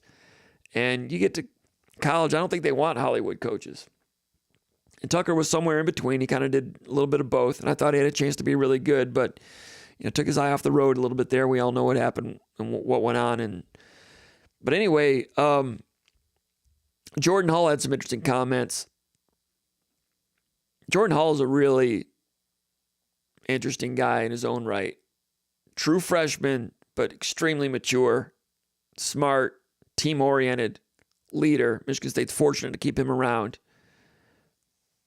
Pretty good football player. It'll be interesting to see exactly how good he becomes. It's going to be interesting. He says that Jonathan Smith asked every player in the program to write down 3 things that they think could or should be changed in the program, or 3 concerns that they had. Jordan Hall wrote down 2 things, and the third one, he wrote down his own home number saying, "Coach, if you're really reading this, give me a call. We'll talk about it." Because Jordan Hall was testing Jonathan Smith at that time to see whether or not Jonathan Smith was actually going to read all of these, and if so, he was going to call to see if Smith would call him. 1 or 2 days later, Jordan Hall got a call from Jonathan Smith saying, "Hey, I got your message." Pretty interesting way of doing things, but here's the phone call. Let's talk about it. That impressed Jordan Hall that Jonathan Smith read all of them and then called. So he tested Smith. Smith passed that test. Hall was asked what were the other 2 things he wrote down. And Hall said things that pertained basically to what Jonathan Smith says about Smith's appetite to have a program that is and about low ego, high output. Well, you've all heard Jonathan Smith say that. Jordan Hall says that's exactly what we need. That's what we didn't have in the past. That was 2 of the things. The third thing was that goes along the lines of those things. Jordan Hall thought the team needed to be more connected. They were not connected well enough last year. And as Jordan Hall said, and I quote, "Given our situation, it was hard to be connected. But we have been doing a good job of everybody being connected this year," unquote. So Hall sees some progress in that area. Those are the things that Hall thought needed to be addressed, and he thinks there's some progress there. Darius Snow was also asked about this, and Darius Snow, a very intelligent, introspective, interesting guy also. And Snow, interestingly, said there were times, and he said, quote, where weeks, sometimes days, and sometimes weeks would go by without talking to the head coach, unquote. Darius Snow said there were sometimes days and sometimes weeks that would go by without talking to the head coach. That's not good, in my opinion. Unless you got a coach who's like the best and proven to be the best, like a Nick Saban or something that's just always done it that way, like a Bear Bryant, like a guy that just stands up there in his scaffolding and coaches his coaches, and it's just not accessible. Well, that's Bear Bryant. He can do it. He can get away with it. These days, is there anybody like that? I don't know. And if you're just trying to get a program established like Mel Tucker was, that's a strange way to do it. Darius Snow wasn't really trying to throw anyone under the bus, but he said there were some times when weeks and days would go and they wouldn't talk to the head coach. He says Jonathan Smith has the open door policy is for real. He says, quote, "He'll make time for you." That's what Darius Snow told us. And Darius Snow says, quote, "Being able to see him pretty much whenever you want, the biggest thing it helps is it builds that camaraderie, that trust, because your word is your bond. If you stand by your word, the bigger impact you'll have," unquote. That's what Darius Snow told us after practice on Tuesday, I think it was. So you're wondering about shifts toward more like the D'Antonio era. I would say these things are more like the D'Antonio era. I don't think Smith is going out of his way to try to emulate that. I just think that's the way he is, and that's the way he's put it together. And Smith, former walk-on, coached under Chris Peterson for a long time, who had great success at Boise State and then at Washington. A good coach to learn from. Peterson was big time. Somebody that did a lot with less, which is what you kind of need to do at Michigan State. I mean, there's enough at Michigan State to be 7-5, but if you 8-4 once in a while. But if you really want to do what D'Antonio did, you have to do more with less. And then once you get there, as long as you keep everything on the tracks, you can recruit better and stay there and keep it rolling, kind of like what they had at Virginia Tech for a while. But Michigan State has more staying power than that in terms of creating a top 10 program and staying there. It's difficult, but that's what these guys are going to try to do. D'Antonio had it there big time for a few years, and then there was some erosion with some things recruiting-wise and some assistant coaches. I think D'Antonio would probably admit that. I've never spoken with him about that, but everybody knows I've got great respect for Mark D'Antonio and the job he did at Michigan State, not only as a football coach, but as D'Antonio sought to be a steward of the program at a public university and do what he felt a head football coach at a program like Michigan State should do, not only on the field, but with his camps and everything else. I thought D'Antonio was terrific. Everybody knows that. That's no news. Question number 5, Sparty from Pawleys Island, South Carolina says, on the basketball front, do you think Izzo is okay with Xavier Booker, Carson Cooper, Jackson Kohler at the 5? There's those 3, and then Jesse McCulloch is coming in. Whether or not McCulloch is freshman ready, have to wait and see. I'm hearing that Michigan State is looking at centers in the portal and interested in that position. People have been waiting for that, clamoring for that. And I wasn't sure a couple weeks ago if they were really going to go in that route. Michigan State in the portal wanted to find a big shooter, a big wing. They got that today with a commitment from Frankie Fiddler, 35% three-point shooter at 6'7". Michigan State did not have anyone on the roster the last 2 years. No one at the wing position that was 6'4" or taller. I know Malik Hall played some wing 2 years ago, but he really wasn't a wing. So Michigan State was kind of lacking that 6'6", 6'7", small forward type. That's what Frankie Fiddler is going to be. Michigan State was also interested in like a 3-4 hybrid guy, a guy that could play some forward. They liked Townsend a lot from Oakland University, but that was a hard one to get. He was excellent at Oakland University, Player of the Year in the Summit League. He's looking at what? Michigan, Ohio State, and one other school. Can't remember who the other one is. But Michigan State liked Townsend. Townsend liked Michigan State. But with Xavier Booker there, Townsend wants to go somewhere and be the 4, be the starting 4. Could he play a 3 at Michigan State?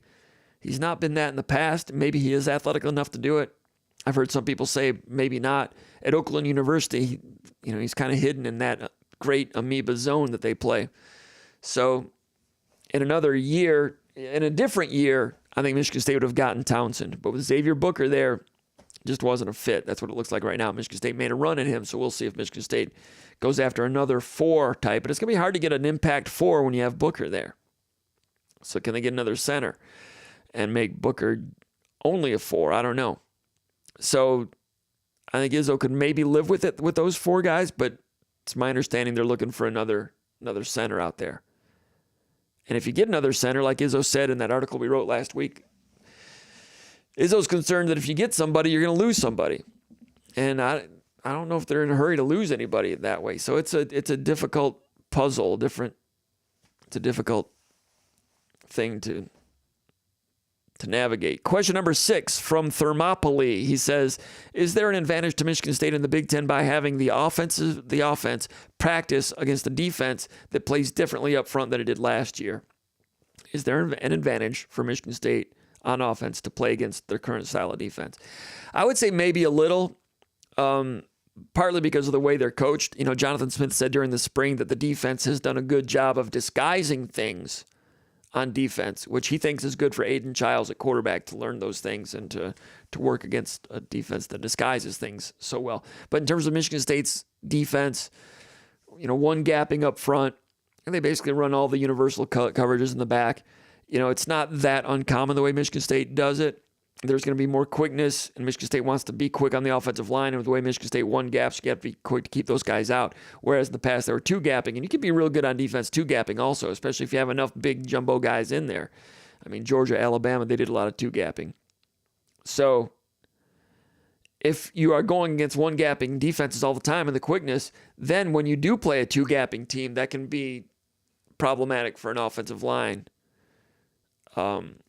The Iowa Hawkeyes were really good with the Parker defenses with their 2 gapping. I don't know if they didn't do as much 2 gapping here the last year or so as they used to. But when you played Iowa and the way they'd get into you and knock your offensive lineman back, that could be difficult. So if you're used to going against 1 gapping in defense all the time, then when you go against 2 gapping guys that are more physical into you, that could be a problem too. So I'm not sure there's a positive either way. But Michigan State does do some two-gapping still. I know Minnesota did a little bit of two-gapping last year. I'd have to look to see if Michigan State did any on Saturday. I'm not sure. So you'll do that a little bit just to have it in your, just you can do change-ups here and there, but also it services your offense if they see both through the course of a practice. Jay Bannon from Sterling Heights says, what have you heard about the progress that Jeremy Fears has made? Is he ready to resume workouts? Is he projected to be 100% healthy by the start of next year? Good question. My answer, I don't have an answer. I've not heard, and I'm concerned about that too. He looked to be coming along on target. When it first happened in December, they were kind of hoping he could be back on the court by the very end of the season. I mean, they were telling him that from a medical standpoint, but Izzo never really expected to get him back and then put him back in the lineup. I mean, they wanted to tell him to try to come back, but I don't think they ever really really were relying on that. So initially, there was a hope that by late March, he might be able to play basketball. Watching him come along in practice and so forth, you can see that he began jogging and he was working on his shooting. And then by the end of the year, he was doing layup lines with the team. How close was he to actually playing? I don't know. How close is he now? I'm not sure. I haven't heard, but that's a great question. I don't know the answer. Jay Bannon also asks, what is the projection for Derrick Harmon going forward?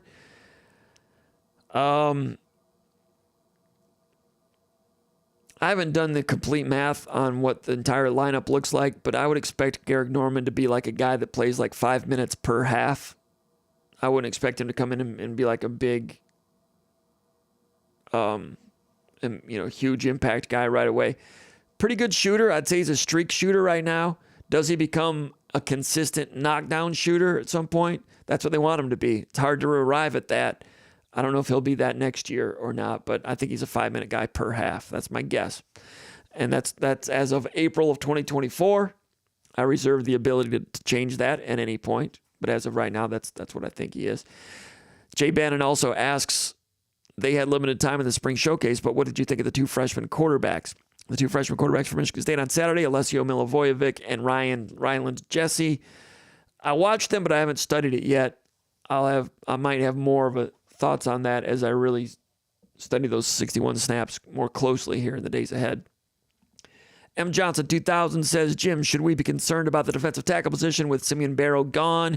Does the staff need to add one or two more, including Van Sumeren, add one or two or bet? All right, does the staff need to add one or two more or bet on Van Sumeren and Ben Nelson stepping up? Good question from M. Johnson 2000. He posted this question before Derrick Harmon went into the portal. And we just spent minutes and minutes and minutes talking about Derrick Harmon and what that means. I think it's a tough loss for Michigan State and the defense. And it puts a dent into what they can do next fall, quite frankly. Last year on what I called Bleak Sunday, when Keon Coleman and Peyton Thorne went into the portal, I came out of it saying this has an impact on what Michigan State's ability to win games, what their ability is in the fall. By the time the fall rolled around, a lot of people regained optimism and so forth. But when it happened, I'm like, how can, and you saw what happened with Keon Coleman. And say what you want about Peyton Thorne, but last year Michigan State would have been better off with Peyton Thorne at quarterback than what they had. Does anyone doubt that? Thank you. So now Harmon presumably is gone. Yeah, Michigan State needs more defensive tackles. We've been covering that. We've talked about some of the guys that they are going after. I've not looked at their film yet, some of these guys. Sometimes if you look at film before they commit, it's a waste of time and things are happening so quickly.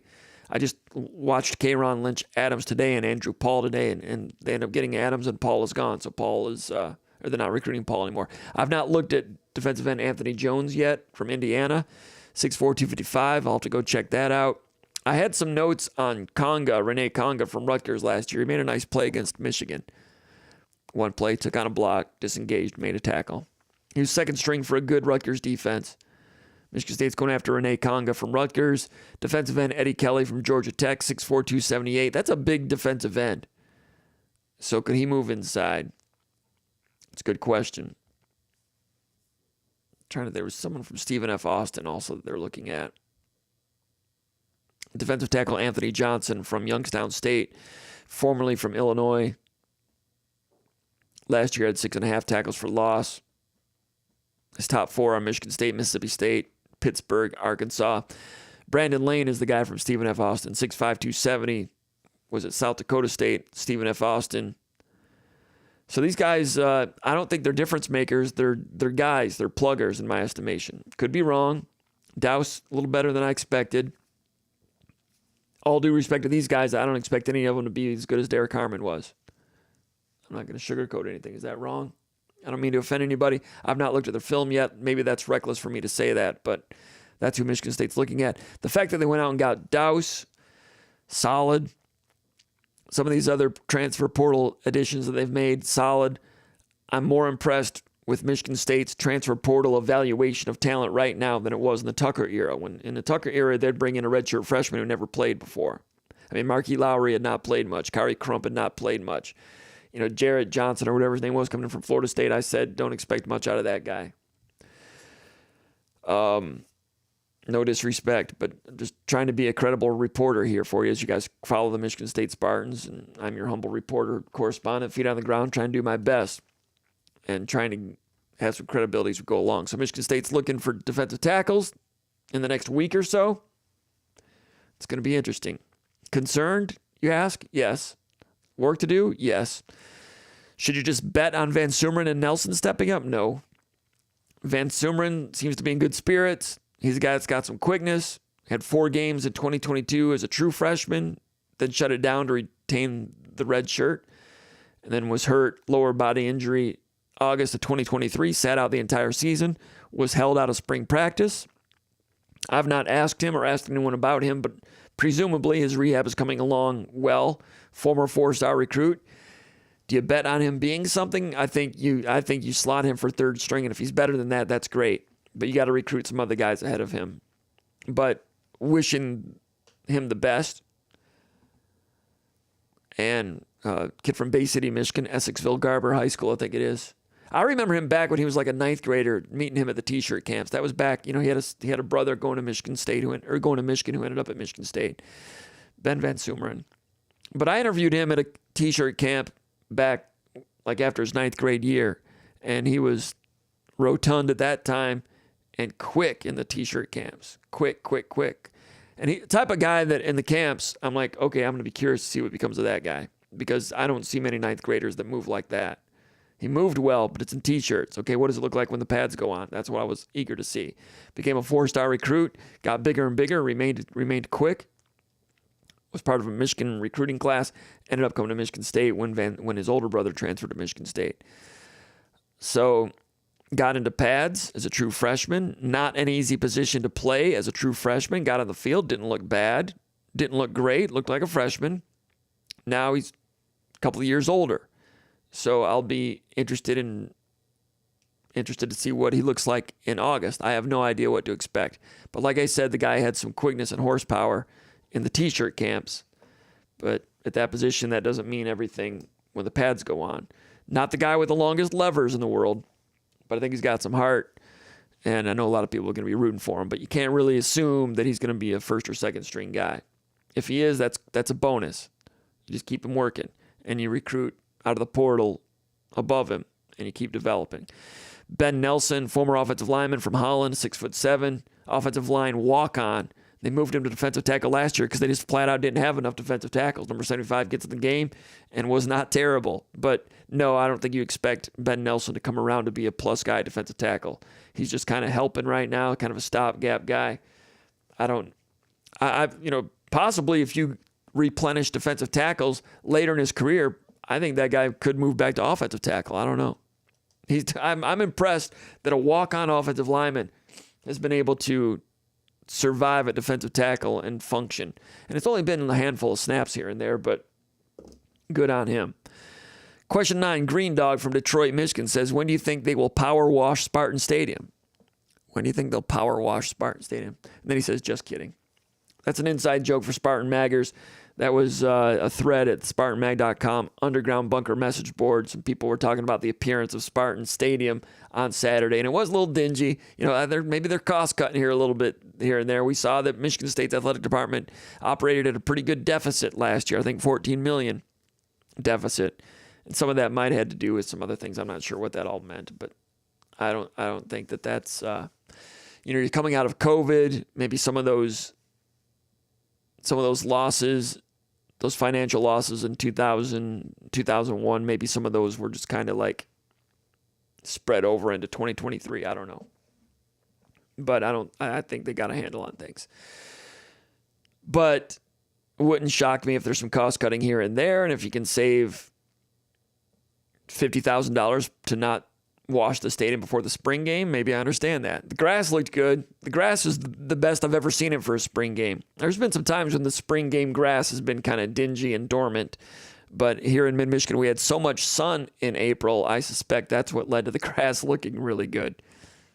All right, so Green Dog from Detroit was just kidding about that, but he says, seriously, who would you say is your all-comp secondary from all the years you have covered Michigan State football? The best 2 corners, 2 safeties, and nickel you have personally seen in green and white. I mean, I got to go to the no-fly zone and go Trey Waynes to Darqueze Dennard right off the jump.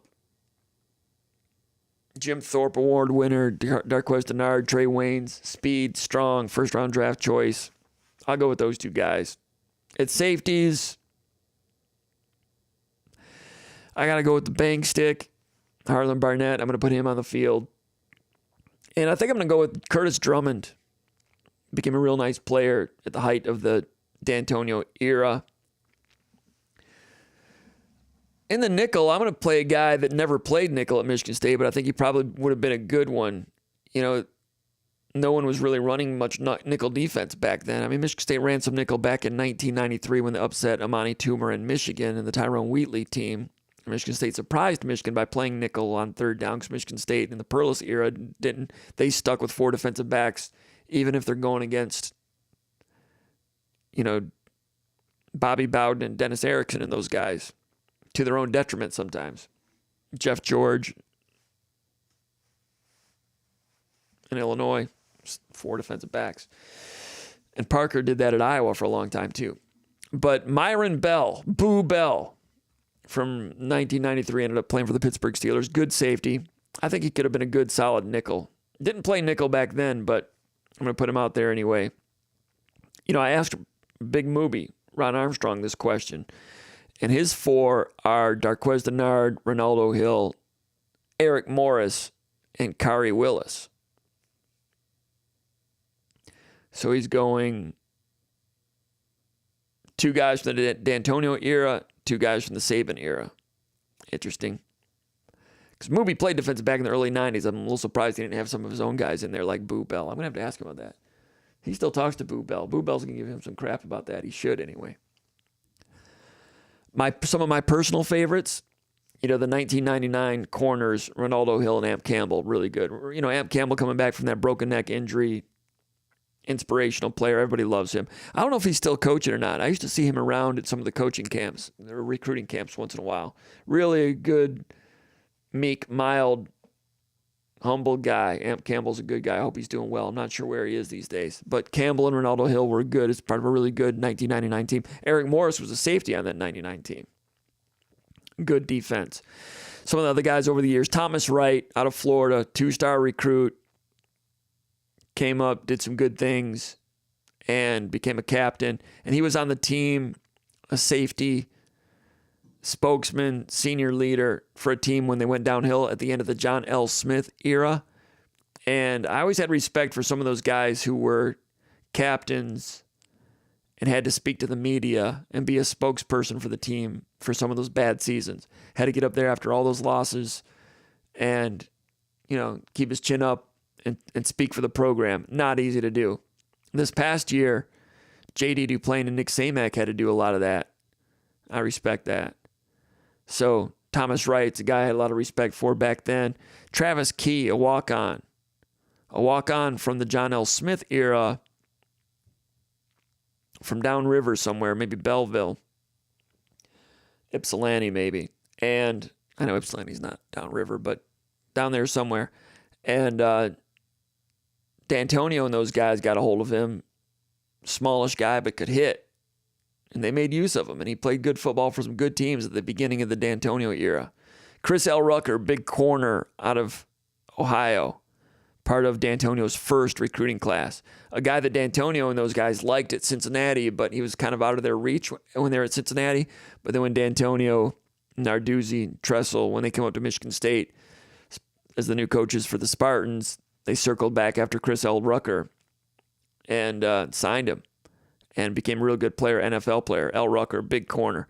Johnny Adams, Johnny Five, was really good initially, leveled off a little bit, but he was a fun player. Trenton Robinson from Bay City, safety. He was on that Kirk Cousins team, leader. And, of course, Isaiah Lewis from the Rose Bowl team, hard-nosed guy. Some of those guys was Isaiah Lewis, like early in that Wisconsin game, the night game at Spartan Stadium that ended up being the Rocket Man throw with Keith Nickel, the game-winning touchdown.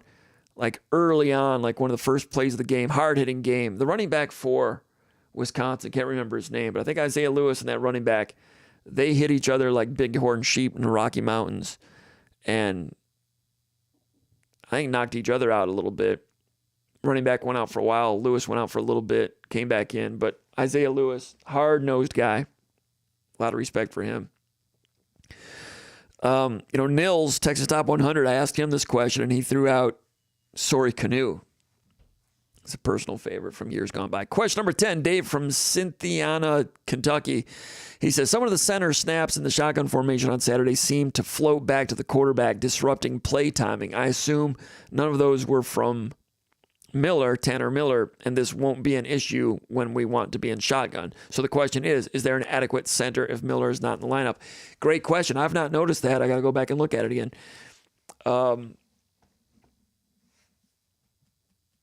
Miller played some center. Fincher played some center. Terpstra, the walk-on, was the center for the last couple of weeks of spring practice, but on Saturday it was Fincher again. But I'll have to go back and look at that. But, Fincher played some backup center last year and was somewhat functional, but it didn't take long for people to realize that Miller was going to be the center this year. So Fincher's functional. I don't know if he's functional plus, but he's a guy that can do it a little bit, and they're looking at Terpstra a little bit too. They're looking at Vandermark to play some center as well if something were to happen. Question 11, Prez, my friend from Denver, he says, what do you know about Mike Hart, and why is he no longer employed at the school down the road? Prez asking, what do I know about Mike Hart, and why is he no longer employed at the school down the road? Prez sees the world in an interesting way. He kind of eats off the other side of the plate a little bit. Mike Hart, when the coaching change was going through, I don't know the particulars, but I think Sharon Moore and Mike Hart are not on the same wavelength. I don't know. That happens in coaching. I don't know.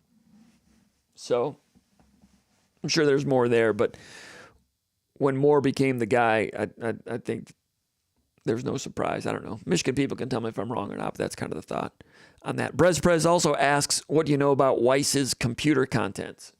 He wants all the dirt. Weiss, the Michigan assistant coach, got in trouble, laptops and all that. I've heard some things, but I was sworn to secrecy on it for now. It'll probably come out. It's a little unsavory. Question 12, Tennessee Spartans says, Comp, you've been around several coaching changes throughout Michigan State sports. Do you sense a different feel with Coach Smith and these coaches? In my opinion, from a distance, it looks to me like the players are responding well and have a positive outlook, a fun business-like approach. I would agree with you, and I mentioned that a little bit earlier. Players like to be coached old school. They can say they like a player's coach, but they like to be coached old school, and maybe with some communication in there too, because today's athletes need to be told why, and they need to be brought along differently. But they like old school coaching. I think Smith provides that. They also like to have some communication. I think Smith provides that too. I think he does a lot of things real well. Very pragmatic, very intelligent, very even keel. He's not bothered by things. You keep hearing that he's like really, really competitive, and I've not seen that. I don't doubt it, but it's interesting that on the inside, they talk about how competitive he is, which is great. Most coaches are, and some are very competitive, and I'm sure he is. But it doesn't. Sometimes people that are really competitive, you get some of that abrasiveness from them a little bit. There's no abrasiveness from him. Competitive, but he kind of just keeps it under a cloak a little bit. And you also hear coaches talk about how Jonathan Smith is always 3 steps ahead on everything. And I don't doubt that either. Again, it doesn't really show itself, and I mentioned that in the VCast the other day, but he's just very low-key with it. He's low-key with it. So Smith's an interesting one, and I thought he was a really good hire when they hired him, and I thought he was definitely the best guy out there that Michigan State could get. And I'm even more impressed now. That doesn't mean he's going to be winning 10 games anytime soon. It's going to be a slog. It's going to take some time, and that schedule is going to be tough. And these days, with the Big Ten being what it is, I mean, being 8-4 in the near future might be the equivalent of being 10-2 in the past. And I tell you what, if you go 9-3, you're probably making the playoff. If you're the third best team in the Big Ten, you're making the playoff. And if you're 9-3 and fourth in the Big Ten, you might make the playoff. It's going to be hard, but 11-1. I mean, you have to be elite to do that in the Big Ten going forward. 9-3, doable. Near future, possibly. Got a chance. Question 13, Matt from 2W2 West Holden Hall, 1989. He says, "Can you, Jim Comparoni, save college sports?" No, I cannot. He also says, "How much does it concern you when you read post after post on the Underground Bunker message board at SpartanMag.com of fans throwing in the towel and losing interest in their alma mater, given the deadly combination of the portal and NIL?" He says, "Are you concerned? How much concern do I have?" Good question. I do have a lot of concern. I mean, it's my business, right? You kind of hope people stay interested in the team because I'm interested in the team. I enjoy covering the team, and I enjoy providing coverage and content for Michigan State fans. So you hope everybody doesn't throw in the towel and move on, but it is possible. I think I've seen it in Major League Baseball. I think money has ruined that sport. It's still good baseball, but players just have changed teams so much that I just lost track of it all. And you turn on the All-Star game in the middle of the summer, and I don't know who any of those guys are. It's strange. Would that have changed if we hadn't had all the free agency in baseball? Would we have known more about who players are? I guess. Maybe not. Maybe I just don't watch enough. Maybe it's because I don't collect baseball cards anymore like I did in the 70s and 80s. Maybe that's why I can't keep up with them. Maybe it's because I'm old and my brain doesn't work as well as it used to, so I can't maintain and retain the information. So, I don't know. I get it that it's a concern that, for instance, the relationship that fans acquire over the course of 4 years for somebody like a Cassius Winston or Danicos Allen, Darquez Denard, Max Bulla, Connor Cook, Tony Mandarich. Some of those guys that you've watched develop and stay in the program and get recruited in red shirt, and then they go away for a couple of years, then they show up on the second string, and then you see them at the spring game and then they start, and then they become all Big Ten, and then they become all American. Then the bond, the heartfelt bond that college football fans have for their team. Are we in danger of losing that? I'm concerned about that. It's not reflecting itself right now in terms of television ratings, but are they going to have more and more trouble filling the stadium seats? I think it's been a task for a lot of stadiums nationwide in recent years, and with this, I think this just makes it a little bit harder. That being said, right now, those people that are Michigan State football fans, there's a lot of news going on right now in April. You have it's portal month. Players coming and going, good and bad. Like I said, usually college football is out of sight, out of mind in April. Not this year. The portal closes April 30th. Until then, there's stuff going on for better or worse. Does that content, does that news help fan the off-season flames of college football interest? Theoretically, it could, and I think in some markets and some programs it does. But here at Michigan State, where they just lost one of the top 5 players, 2 of their top 5 players, in my opinion, in a matter of a week, to the portal, it could be trying for the fans. I understand that.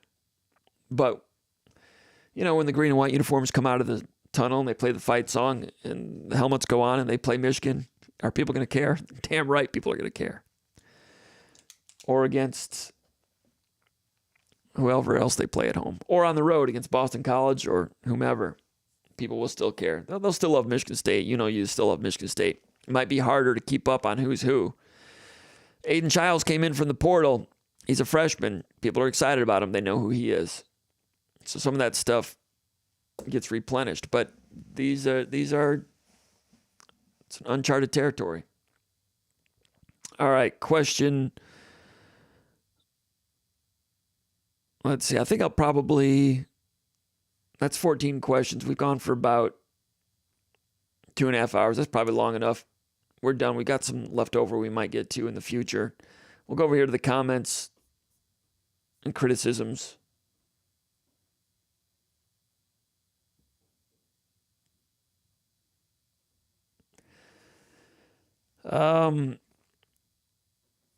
Guys are talking about Nate Carter and Jalen Berger. It's good to have a comment from George Page, former guitar player and keyboard player for Surrender Dorothy, which is one of the top 25 East Lansing bands in rock history. George Page, great to have him with us. He says, does Childs remind you of Tony Banks? He reminds me of Banks' arm, but he's more mobile than Tony Banks. And the Tony Banks I'm talking about was a mature Tony Banks who played 2 years of minor league baseball and then went to junior college and then was recruited in 1994 to come to Michigan State and had all kinds of talent, but was a little shaky in 94. Perlis got fired. He was the quarterback for the first year of the Nick Saban era with Muhsin Muhammad. And Muhsin Muhammad had not done much for 2 or 3 years. And then with Saban, Muhammad becomes a future NFL player. Banks has a good year in 95, becomes an NFL quarterback. I saw Tony Banks last summer. His son was at the Michigan State camp. It's good to see him. It's good to see him. And I'm old enough now that when Tony Banks was on the field walking around, I'm pretty sure I was the only guy here that was here in 94. It used to be that Sally Nogle, everybody knew her because she was a longtime athletic trainer. Much beloved. Everybody loved her. So spanning from the early 80s all the way through, to the 20 teens, anyone who had been part of the football program would see her, and that was one of the touchstones. Ken Manny, a long-time strength coach, had relationships with players for over a decade. Jeff Monroe, longtime team doctor. And those people, even janitors, old school Preston, if you remember Preston from the old days. Some of those guys knew a lot of players dating back years and years and years. But now I think I'm the only guy left. I mean, Jack Ebling's around still, but George Blaha, people know him. I guess George would count, right? Izzo. They still know Izzo, but yeah, I'm old. So, but on that day, I talked to him about it. I'm pretty sure I was the only guy in the whole football complex that that was around from 95. Now, Tucker might have been around in 95. What year was he? Or he was after that. I think Tucker might have came around after Banks. Anyway, it's good to see Tony Banks.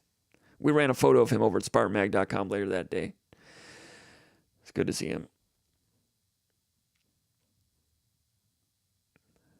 All right, you guys talking about Jack Velling. Let me see what else is going on.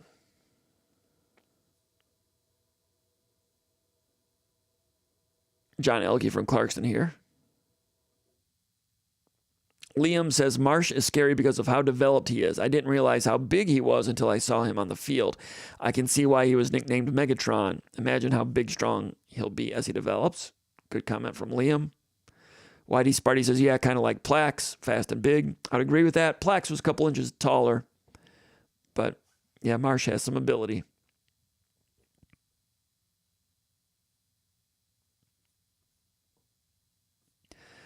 I think I'm just going to wrap it up.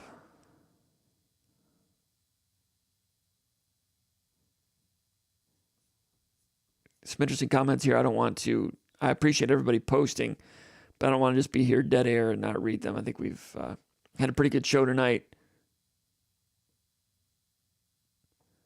LFG says 3 for 3. Coach Meat also knows about ex-ASU cornerback Woods, very talented. Also in the portal now, is available. Not to insult. He's got abbreviations here. I don't understand. Not to insult current Michigan State DBs, but I'm confident Regan would make Michigan State 2 deep. Woods would be all Big Ten. All right. I'm not familiar with those guys, but I appreciate the comments.